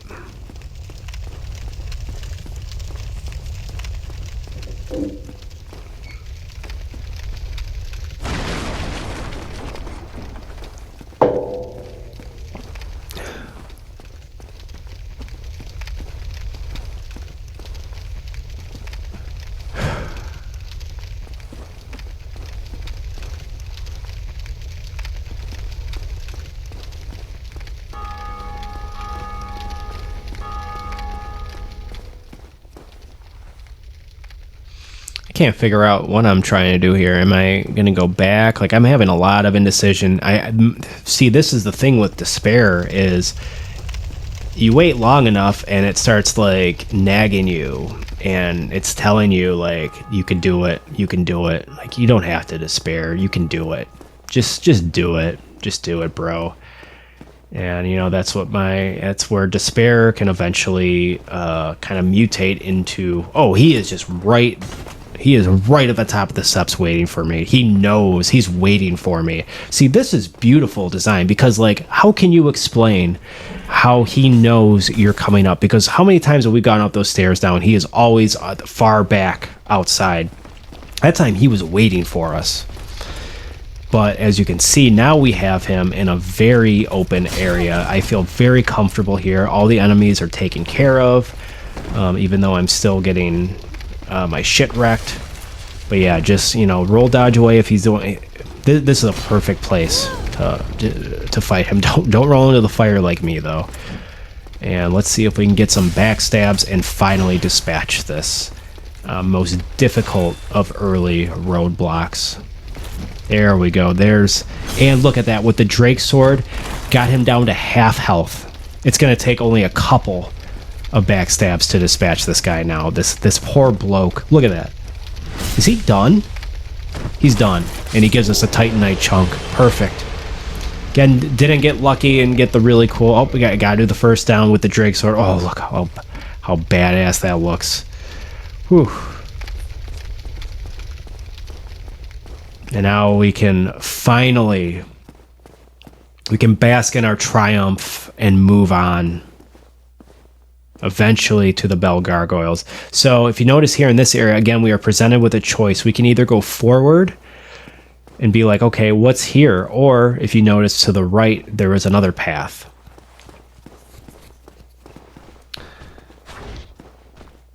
And I will spoil it for you now. I would not recommend going inside. I would not recommend going straight inside that building because there are 3 of these dudes, these knight dudes in here, and there is also a magic user up top, a wizard dude who will make quick, short use of you. I think I just, I linger there to show it off. So yeah, go back up these steps. And if you notice there off to the distance, that's where we need to be. We are very close to the gargoyles now, and specifically the bell tower. So your main objective in like the first, like I would say half of Dark Souls proper, you have to ring 2 bells. There's a bell here in which you have to face the bell gargoyles, and there's a bell in... what is it called? The Dragon Quest swampy area, Blighttown, which is like the most infamous location in Dark Souls for how annoying the poison is. It's like, Miyazaki loves himself a poison swamp because he's a huge Dragon Quest fan. So you have to deal with that. But I don't know, maybe in like a premium episode, I will give you my playthrough of Blighttown, and we'll see how that goes. But we're getting too far ahead of ourselves here. So again, now we're approaching this area, this church from another angle. But again, choose not to go there because that magic user will destroy you. So what we're going to do here is we're going to take this path. You might be wondering, what I remember when I went down this path, I was overcome with relief. Look, you got Master ahead. So this is going to be an area, unless that person's trolling you, this is going to be an area. You're pretty sure this is going to be a friendly area. And you hear the clinking and plinking of a hammer. But it doesn't sound menacing. It sounds, dare I say, friendly. And look at that. On top of that, too, we get a bonfire. So we know this is a safe area. This is a safe space. I almost want to hear that Resident Evil 3 safe room theme right now. Or really any of them. And we're going to level up some more. I don't know what my favorite Resident Evil safe room theme is. They're all, like, the early ones especially are so good and iconic. I think the Nemesis is my favorite. The OG 1999 PlayStation version. It's like, I don't even know, the remake does have it, but it's like kind of remixed and it's not as like... pronounced. So yeah, we're gonna go deep further downward, and we're gonna meet the blacksmith. It was a very essential component to this game, Andre of Astora. This is where you upgrade and repair your weapons, because your weapons do have durability, but it's not a big deal. And there's an item you can get from that other kind of obscure merchant way back at the beginning of the Undead Burg. He gives you an item like a repair box, so you can repair your weapons whenever you want. And we're not going to upgrade anything now because we're using the Drake Sword, which I said can't be upgraded. But this is I'm just running through the menus here to show you. And you need 2 things in order to upgrade your weapons. You need souls, and you need Titanite chunks, which we have quite a few number of those now because we've taken care of a couple of the Black Knights. But you can also just straight up buy them from this blacksmith, or you can brain fart. you can get them off of common enemies if you just grind. The game knows it's like the game is very, so that area I just went to leads you down into the Darkroot Garden, but it's guarded by a very difficult enemy, but you don't have to beat him. He's not a boss. You can just run past him, and I would recommend once you do go down that path, just run past them, boom, you're in the Darkroot Garden. But we're not going to be focusing on the Darkroot Garden for this playthrough. So I'm gonna, as you can see here, I'm going to upgrade this bonfire. So it has 10 flasks. Again, just take a couple humanities, make sure your humanities at level 2, and then you can de-hollow and rekindle or kindle the flame for 10 Estus flasks. And I would recommend doing it for this one because the Bell Gargoyles, even with help, is difficult. But before we go that way, we are going to make a quick detour and encounter a literal brick wall, or not a literal brick wall, but a literal gate that is impeding our progress. Be wary of trap. I'm not entirely sure what that means, but yeah, this dude here is just kind of like chilling in despair. He's up against his own kind of brick wall. Forgive me. I was absorbed in thought. I am Sigmire of Katarina. He has flat up run up against a wall. gate, I should say. Hey, he did the same thing I did. He called it a wall. That's unbelievable. And oh, have I waited? So here I sit, in quite a pickle, weighing my options, so to speak. These side characters really like to laugh. They really they're quite tickled by what they have to say. So yeah, we're gonna, nothing much we can do with that dude right now, so we're just gonna make our way back to the church, to the bell tower, and just prepare ourselves for the bell gargoyle. And I remember during this part, I really had to take a dump, so I was really trying to make my way to that bonfire as quickly as I could. Just a little piece of pointless information there for you.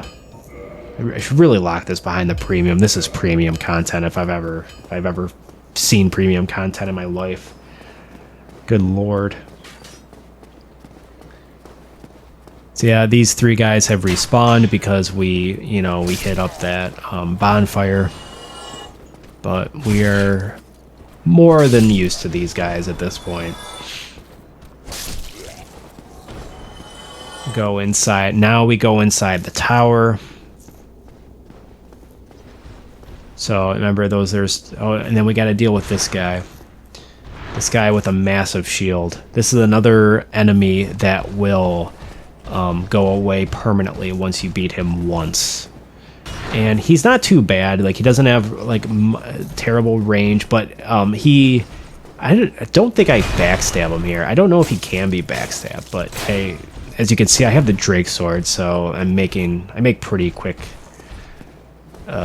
Make sure I don't know what that expression is. Short usage of. I don't know. I'm getting tired. I'm just really hoping to get to the Bell Gargoyles at this point. He does hit hard though, and you notice my stamina going way down. Also, I don't think I've mentioned this before. This is another basic early on tip, but if you're holding your shield up, your stamina will go down slower. So it's wise to know when to hold your shield up and when to let go of it, because if you let go of it, your stamina will refill quicker. Hey, great! That guy gave us another Titanite shard. So it looks like I'm gonna make my way. I think this is where I had to take a dump. So I decided, okay, I need to go back to this bonfire and recuperate before I am properly ready to tackle the Bell Gargoyles, which we are so close to fighting at this point. And if you haven't seen the Bell Gargoyles, they are quite a spectacle. Like, the Taurus Demon is really cool and all on the bridge, but man, on the rooftops fighting these guys. Oh yeah, I want to come back here to level up, and if you can see, I'm like 30 souls away from leveling up, and I don't have any souls to consume, so I have to go back and I have to grind one more enemy to get my level up. So I have properly dumped, and I am ready to take on the Bell Gargoyles. If you notice there, I was doing my little anime attack with the two-handed Drake sword. I would recommend, and I think I make this mistake in the video, I have to go back and repair it. I think if you use that R2 anime slash with the Drake sword too much, the weapon becomes compromised. So just be mindful of that when it comes to your durability. As you see here, I'm just, it's like I just discovered it. So like a child, I'm just using it whenever I can. This is the route.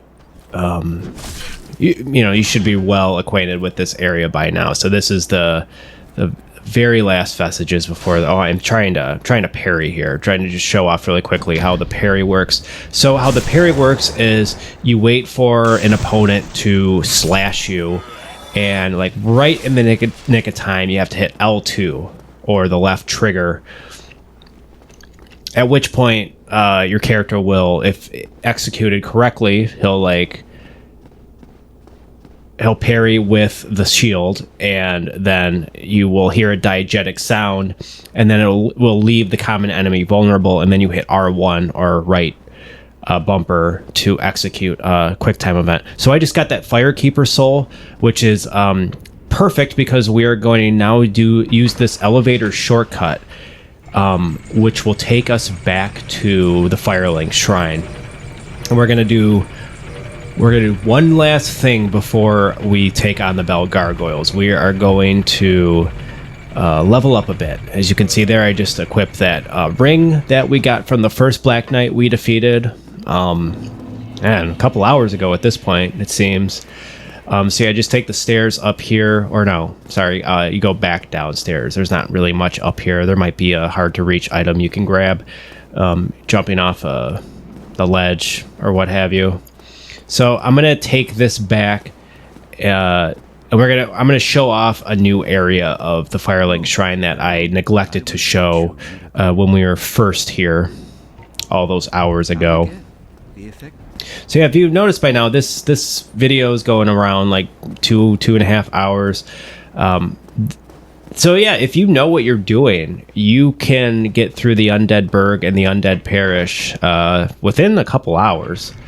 Honestly, and like if this is the first time you've played this game or a Souls game, it might take you a little bit longer. But if you're kind of like loosely following this guide, I would say you're right on the right track. I don't know why I'm going back up. I thought my whole objective there was to, not entirely sure again what I'm doing. I guess I'm just going up and I'm taking on the Bell Gargoyles now. So yeah, you get one more of these kind of knights defending your way, and then leading up to the Bell Gargoyles, you're gonna have to deal with a bunch of these like level 1 common enemy types in addition to this mage. Remember that mage I was telling you about earlier that's in the parish that you can't see, but he's like blasting you with spells from above? Well, this is where he's located. So look at all of these fuckers we have to dispatch of here. First time I did this, or actually I guess I would say that's like the second time, I tried to run back to the Bell Gargoyle boss fight and just go through, disregard all of these guys, and then I tried to summon Solier at the top, and they all just hit me in like on the ladder, and I show it off in the video essay I'm working on, but you won't see it here in this video, unfortunately.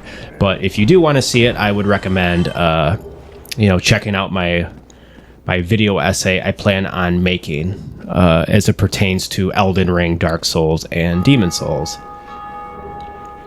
Get another soul there that we can crunch on to get more souls. I think I get a little bit lost in this particular section leading up to the Bell Gargoyles, because I remember, I think I'm just going straight into the fight. So this is good. I apologize. I go to the Firelink Shrine after the Bell Gargoyle fight. But I went there initially to show you that there is the shortcut that takes you back down from the Undead Parish. So yeah, all you have to do to summon Solier is go to this yellow line on the floor, which is a summon sign, and like I said earlier, it will only activate if you have humanity. So, and here we go. This is the iconic. I'm just gonna shut up now.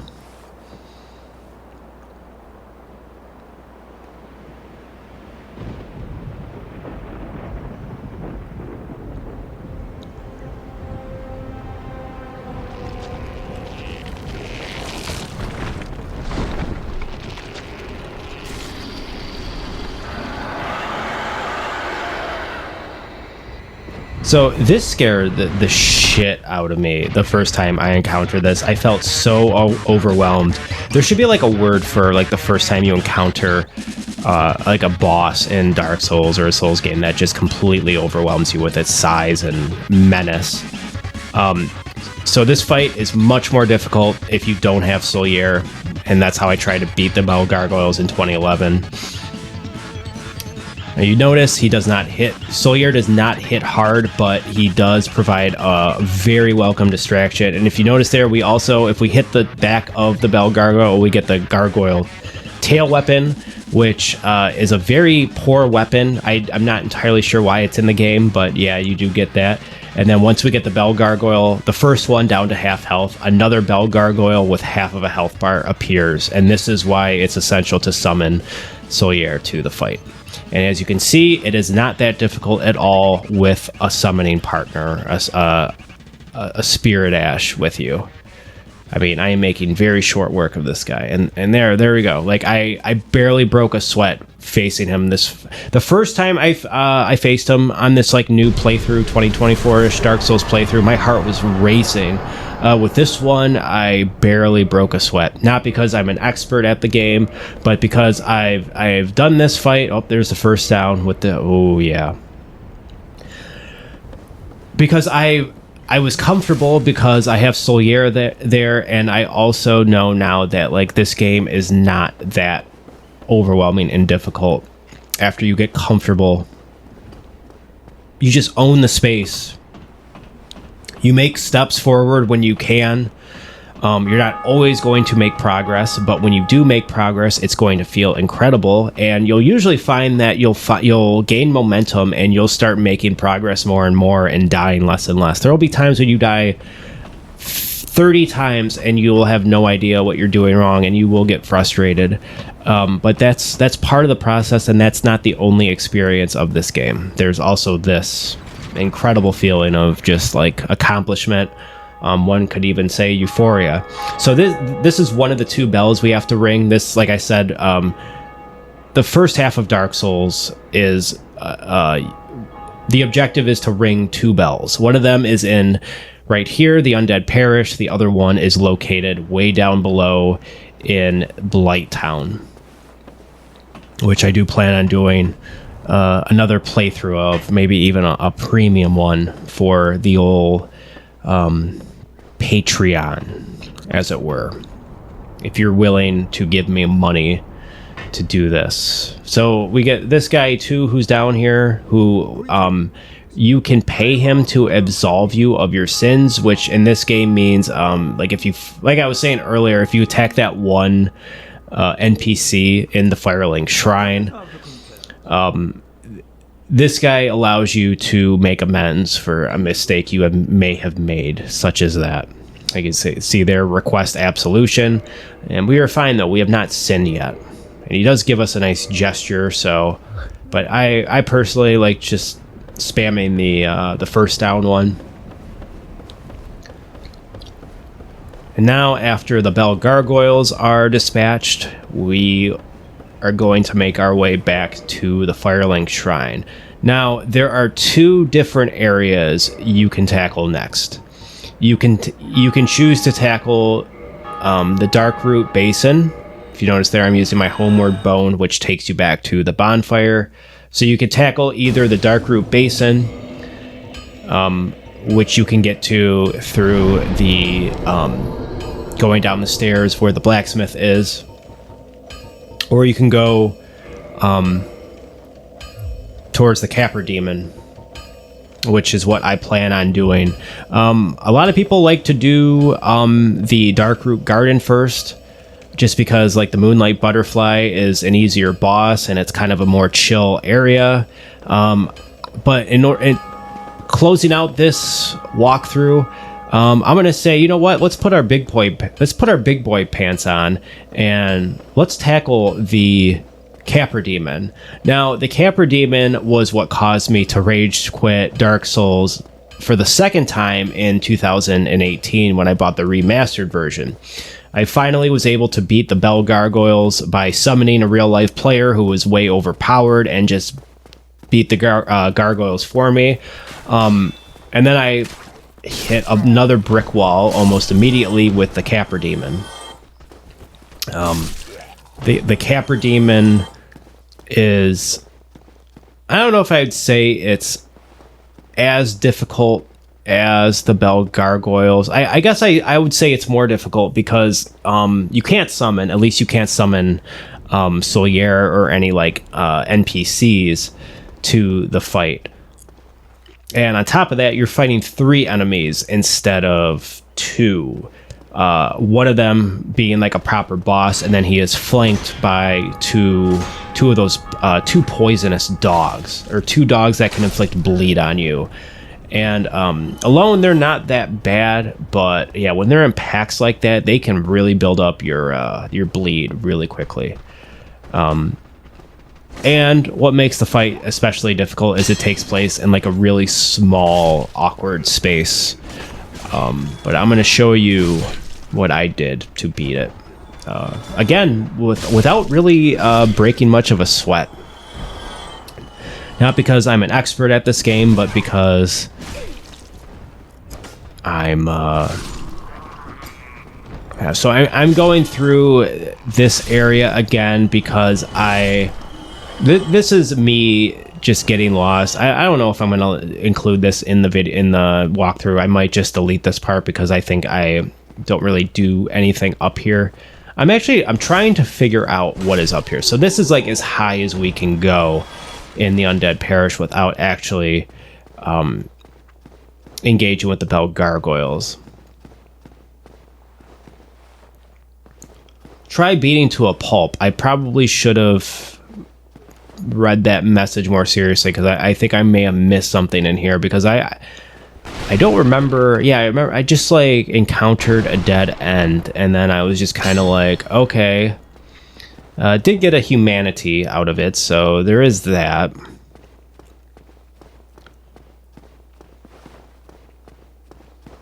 Oh, I did. Okay, I did break it open. That door is non-interactable. And then this stairway leads to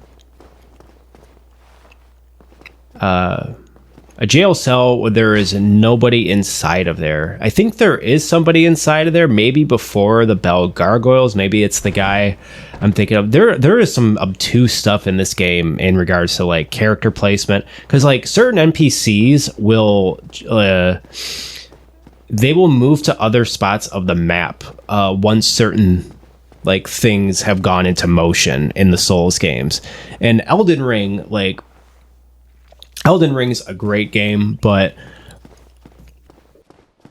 there might be a little bit of a glitch here where I teleport from the bonfire back to the shortcut, but you should know this by now. I'm just running back from the bonfire where the blacksmith was to the shortcut in the Undead Parish, which brings us back to the Firelink Shrine. And now I'm going to do the thing I said I was going to do before defeating the Bell Gargoyles.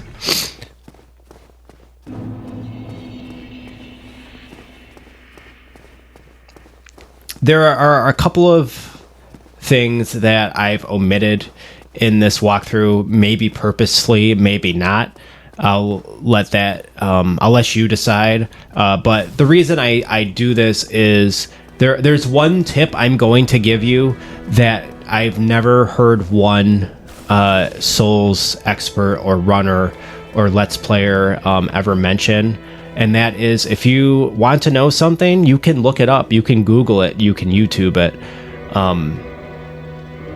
So this is where we go. If you remember, I got that Firekeeper flask charge. So we talked to this woman there to get it. So if you notice now, it says Estus flask +1. And now this guy. This was the guy I was confused on. Where I thought where that jail cell was on top of the undead parish where it was empty. I believe this guy is here before the Bell Gargoyle fight, but I didn't get him. And I think I may have effed this up, as you're going to see now. So if you notice, I try kicking him. You'll wonder, why am I doing that? I was going to show you a tip, a hot tip. And I recommend you try doing this, even though I failed miserably. If you kick him off that ledge, if you give him 2 kicks, he'll fall off the ledge and he will give you a ring. And this ring is essential for a warrior build because it ups your stamina and your vitality. And I end up killing him here, but I don't end up getting the ring. And I'm not entirely sure why. It's one of those like frustrating and obtuse Dark Soulsian things that I'm not entirely sure what happened there, but I'm cool with it. I've kind of just like, yeah, he does kill me here, but I do get my revenge against him. But yeah, spoiler for when I kill him. The thing I was going to show you guys what to do, I failed miserably at, and I don't end up getting it. But if you are able to kick him off the cliff, which it just takes 2 of those, like I was teaching you about the shield guys, if you kick their shield away. If you just kick him twice off the platform, he will die, he will give you his souls, and he will give you a very useful ring that will increase your stamina and your health. Very similar to how the first boss of Elden Ring works. I think it's Godwin or Godric, one of the G's. When you get his Great Rune, and you activate his rune power, basically your Elden Ring superpower, you basically just have more health and more stamina and more magic. And that's exactly how this dude's ring functions. But I don't know what happened here. I guess I was just like, I did this too early in the morning or something, and I just completely biffed it. And I was able to kick him once, but as you could see, I was not able to knock him off the battlefield. So now I'm stuck fighting and killing him. And then I don't end up getting the ring. If you are able to pull this off, though, successfully, and you do get the ring, just be very careful when you do equip it. Because, yeah, this is where I almost destroyed my dragon. Oh, he did fall off the edge there, but I still don't get the ring. Now, there are 2 reasons why. I don't know, and maybe I can look this up, but there are 2 reasons why I don't think I got the ring. It's either, to me, the more likely option is because I didn't save him in the prison, or I didn't unlock him from the prison or the jail cell in the Undead Parish. The other reason is that I didn't kick him off, and I just kind of defeated him classically, but I didn't because he ended up falling off anyway. So I think it's the former. But I will never know, which is one of those weird things about this game where you have to, like, it doesn't always work the way you want it to. And there'll be like weird little things sometimes where it's like, okay, that was weird, but you just got to roll with it. And it's not the end of the world. You don't need every item in this game. There are 100% runs of this game, and getting all the items and armor sets and weapons does make the game easier, but it's not the end of the world if you miss like one thing entirely. Like, you don't need the Drake Sword, but the Drake Sword does make the early sections go by much quicker. That's all I'll say about it. And yeah, like if you are unclear about something, I know this is like real world work or whatever. This is where like the Souls experience kind of like blends into the real world. Like, if you want to know more about something, you kind of have to like do your own research. Like, if you want to know about the lore better, you gotta, YouTube Vatia videos or Iron Pineapple lore videos. Why am I going back down here again? I should be going to the Undead Parish. I'm not entirely sure why I'm going down this way. But yeah, if you're ever unsure of what to do, there is no shame in looking up a guide or a walkthrough, especially if you're, if you have a lot of responsibilities and, you don't have as much time on your hands as you once did, and you can't spend, a Saturday afternoon, like spending your entire day banging your head against the wall, having no idea what the issue is. Oh, yeah, so I had to go back and repair my my Drake sword.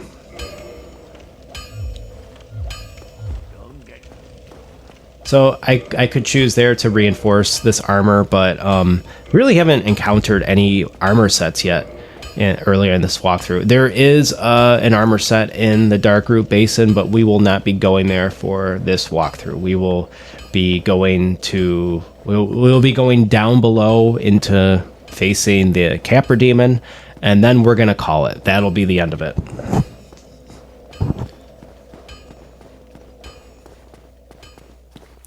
You see, this bloke here followed us all the way to the safe room, only for him to slowly turn around and meet his fate for probably what is the 10th time by now, because I go through this area quite often. But that's not a problem.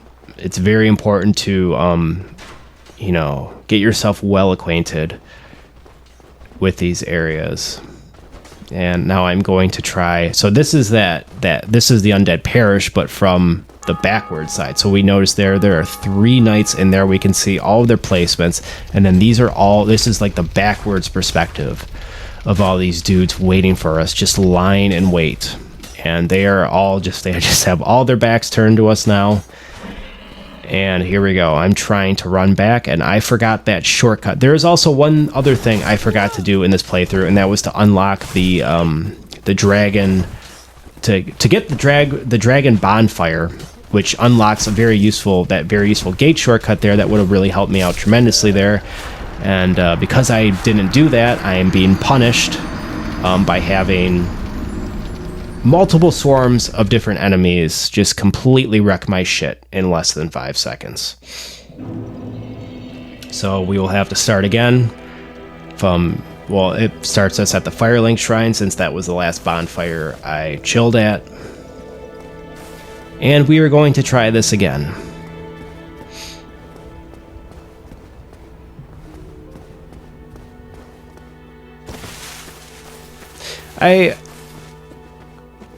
I don't know, the Firelink Shrine, compared to the Nexus and the Round Table Hold, it's like, I don't think, like, those two are much more aesthetically pleasing than the Firelink Shrine. But there's something about the Firelink Shrine, like, it's like the Round Table Hold and the Nexus are all safe areas. Like, they don't have any imminent danger. The Firelink Shrine has danger. It has combat zones, which I appreciate. So this is, if you remember from way back, this is like the very beginning of the game, like right after the tutorial, between the tutorial and like the start of the Undead Burg. So this, like, yeah, I'm fucking up a bit here, but it just, I'm doing this to show you like how far we've kind of come. We started off in this area, we were massively underleveled. We had that crappy long sword and that crappy heater shield, and now we have the Drake sword and the knight shield, and now we're just kind of trucking along. Like, we own this space now. Even though these enemies come back infinitely, we own this space. We're just kind of chilling and hanging out, kicking dudes off the scaffolding there.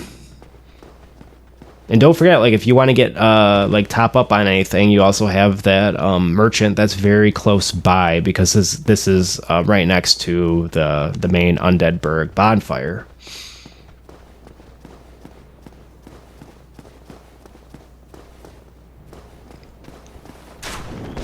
And this area too should be, familiar to you. This is right before the bonfire. Like, right up those stairs is the bonfire. These guys are very easy at this point. They shouldn't be giving you any trouble as long as you're keeping the shield up. So this area should look extremely familiar. I'm not entirely sure what the Grave Lord Servant summon thing does there. I'm not going to test it out in this video. So it looks like I am going to chill at this bonfire. And then I believe I'm going to try to deal with the dragon again. Now, you can kill the dragon with the Drake Sword. I was unable to for this run. Oh yeah, make sure you have your fire bombs equipped to your square button D-pad thing for this upcoming fight with the Capra Demon. Because I mean, for me personally, it makes the fight immensely more manageable having fire bombs. You don't absolutely need them, but it makes the fight easier, and again, you can buy more from the merchant. And if you don't have any souls or currency, you know, you can just you can grind for a couple minutes, get some souls, and then go buy them. So not a big deal. So I am going to run to the door, which is locked by the basement key, which we now possess. We got that far back a while ago now. Like, we could have gone to this area earlier. That dragon is just still fucking me up. And go down. Solier is down here as well. Hello there. We're going to talk to him one more time, just check up with him, see how he's doing. He's still choosing to gaze at the sun.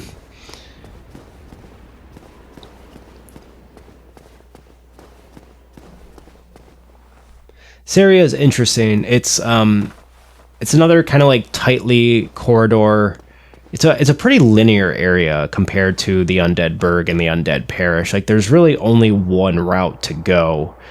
There is a shortcut, which I do end up using. That's in one of the very first areas of the Undead Burg. Another example of just pristine, Soulsian, Miyazakian game design. So this staircase here, this takes you to, I believe this is unlocked by the master key. It could be the residence key. I think. Oh no, it's just like a Resident Evil unlock door that you can just unlock from behind. So yeah, I show off here. This is another short. This is like if you die at the hands of the Capra Demon or on your way to the Capra Demon, this is the shortcut you take back because there's no bonfire down there. So you might think, oh, that's a really brutal checkpoint. But if you have this door unlocked, you'll just spawn at the bonfire if you die, and then you can just run here and then run all the way back down here, and you'll be right back to where you need to be. Again, the Darkroot Basin, a lot of people like to do before this area. I'm doing this area just because I think it's cooler, and I think it's a pretty good way to like end the video. So yeah, we get these dogs who are vicious. Be very careful with them. Have your shield up because they will inflict bleed, as you'll notice, which is different from poison. But it operates in a pretty similar manner where once that meter is filled all the way, your health bar will start to drain pretty quickly. And these dogs are a pain on these stairs because, like, I wish I had like a pike or a spear type weapon where I am really struggling with the Drake Sword here. So yeah, just try to like lure these guys out as best you can. There's 3 of them at the bottom of these stairs here, so just take your time.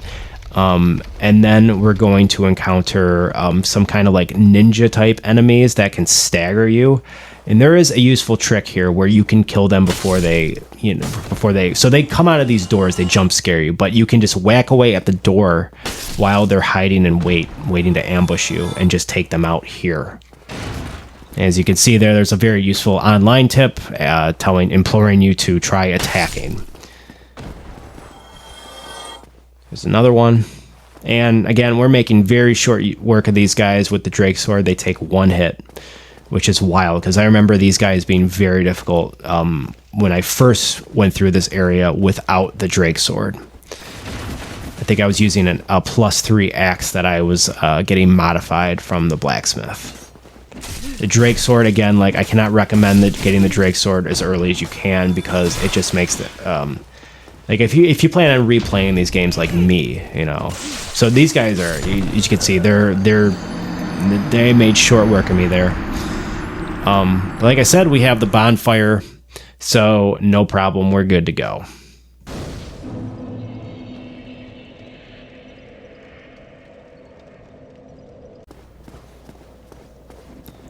So just make your way back to the shortcut, run past these fools or take them on if you want. It's up to you, doesn't matter.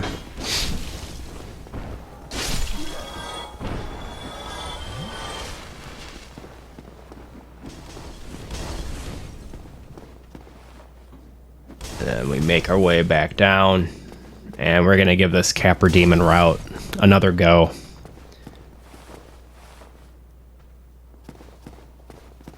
Like, you will face bigger enemies later on in this game, but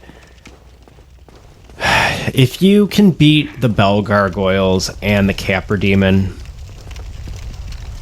you can beat a Souls game. Because even like there'll be things later on that are new and things you haven't seen before.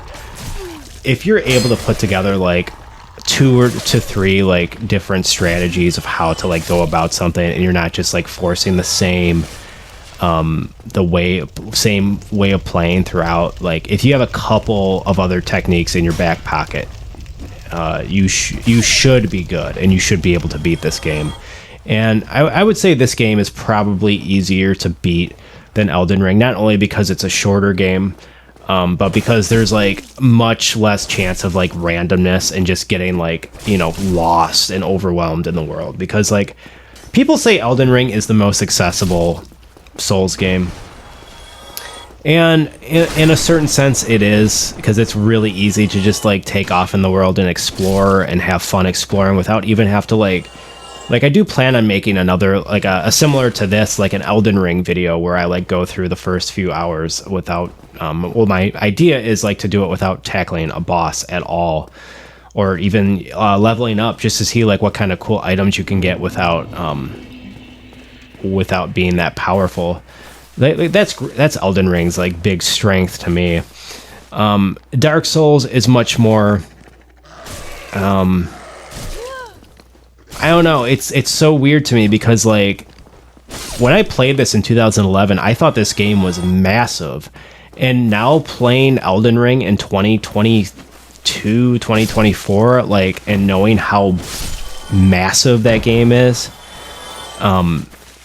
this game kind of feels a little bit smaller now, but so does Elden Ring. Like once you figure out that like where things lead, you're not as overwhelmed, and you understand how the shortcuts work, you're kind of like, huh, this game isn't as big as I thought it was in my head. So yeah, I'm preparing for the Capra Demon. Here we go. So just get your fire bombs ready, because like right off the bat you're gonna be swarmed. You see, he's just coming right at you with those 2 dogs. You can't see because of the fog. So I try throwing a couple fire bombs and then just get out of there.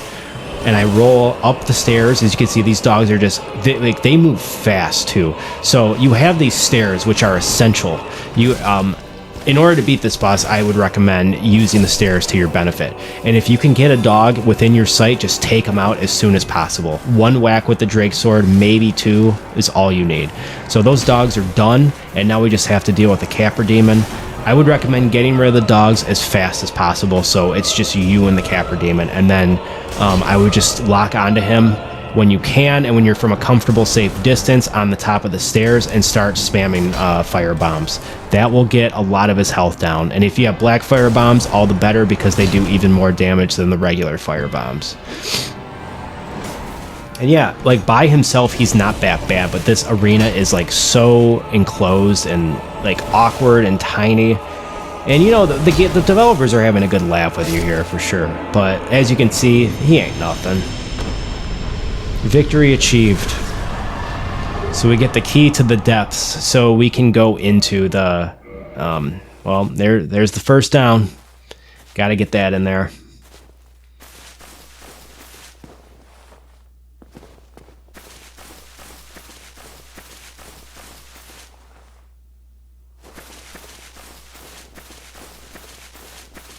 it's crazy to me because like in my head I'm playing back like all of these boss battles when I was really bad at them and I didn't understand how they worked, and I was just getting like constantly swarmed and overwhelmed, and I could swear they took like 5 to 10 minutes in my head.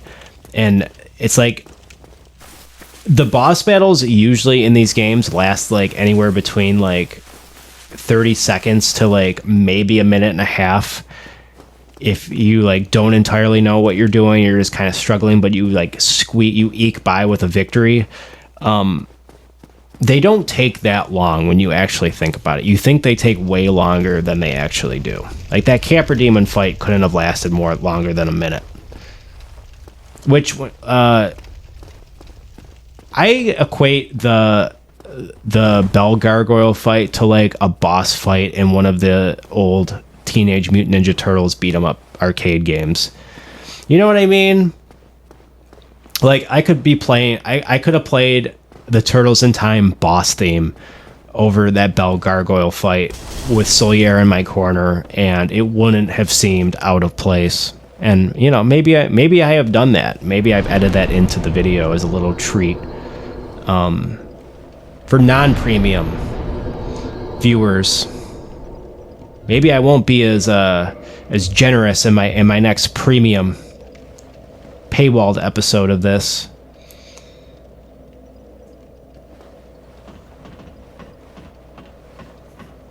So we are almost done with the walkthrough here.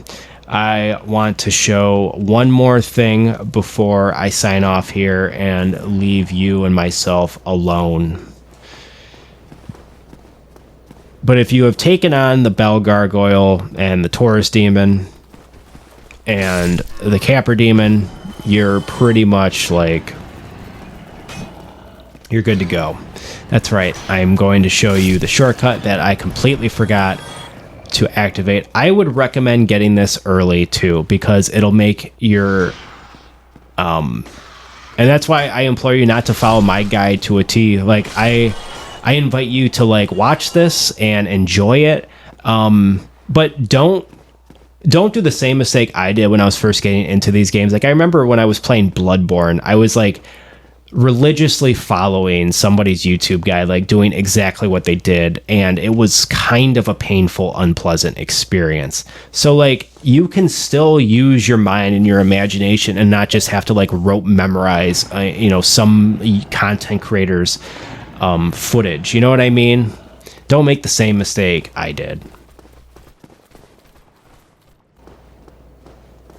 So here we go. We're back up at the bridge. So you can do this way earlier on. I should have said something earlier, but I would recommend doing this as early as you can because it nets you another bonfire and it gives you access to a shortcut to maybe make things even shorter, because I could have done all of what I just did in even shorter of a time. So you lure him out after getting behind the wall for about 10 seconds. He'll jump out. You can kill him if you want with the Drake sword, but it's very difficult. I think you have to like perfectly get like a few really good whacks in. And I think here he actually ends up killing me.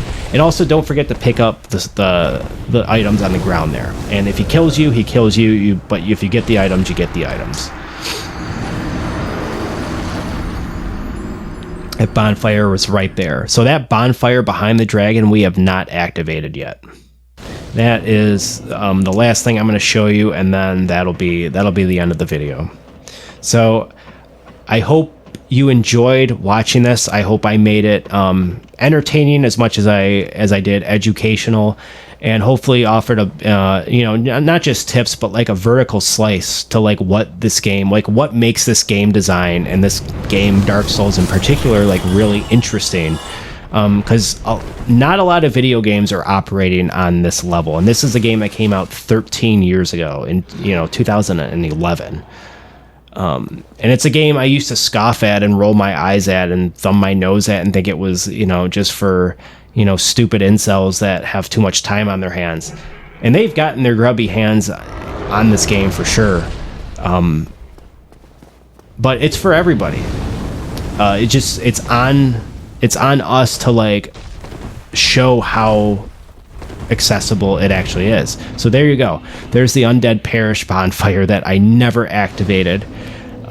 because I forgot that you could just lull the dragon out. And then this is the gate that leads to the wild boar. And there's a little area with some more common enemy types who are very depressed and overcome with despair and just won't attack you. They're going through it. So yeah, this is the end of the walkthrough. I hope you enjoyed watching it. I know I enjoyed making it. And, from here on out, all I'll say is good luck. And I wish you all the best. Not only in your Souls play, but in life. So, yeah, take care, everyone.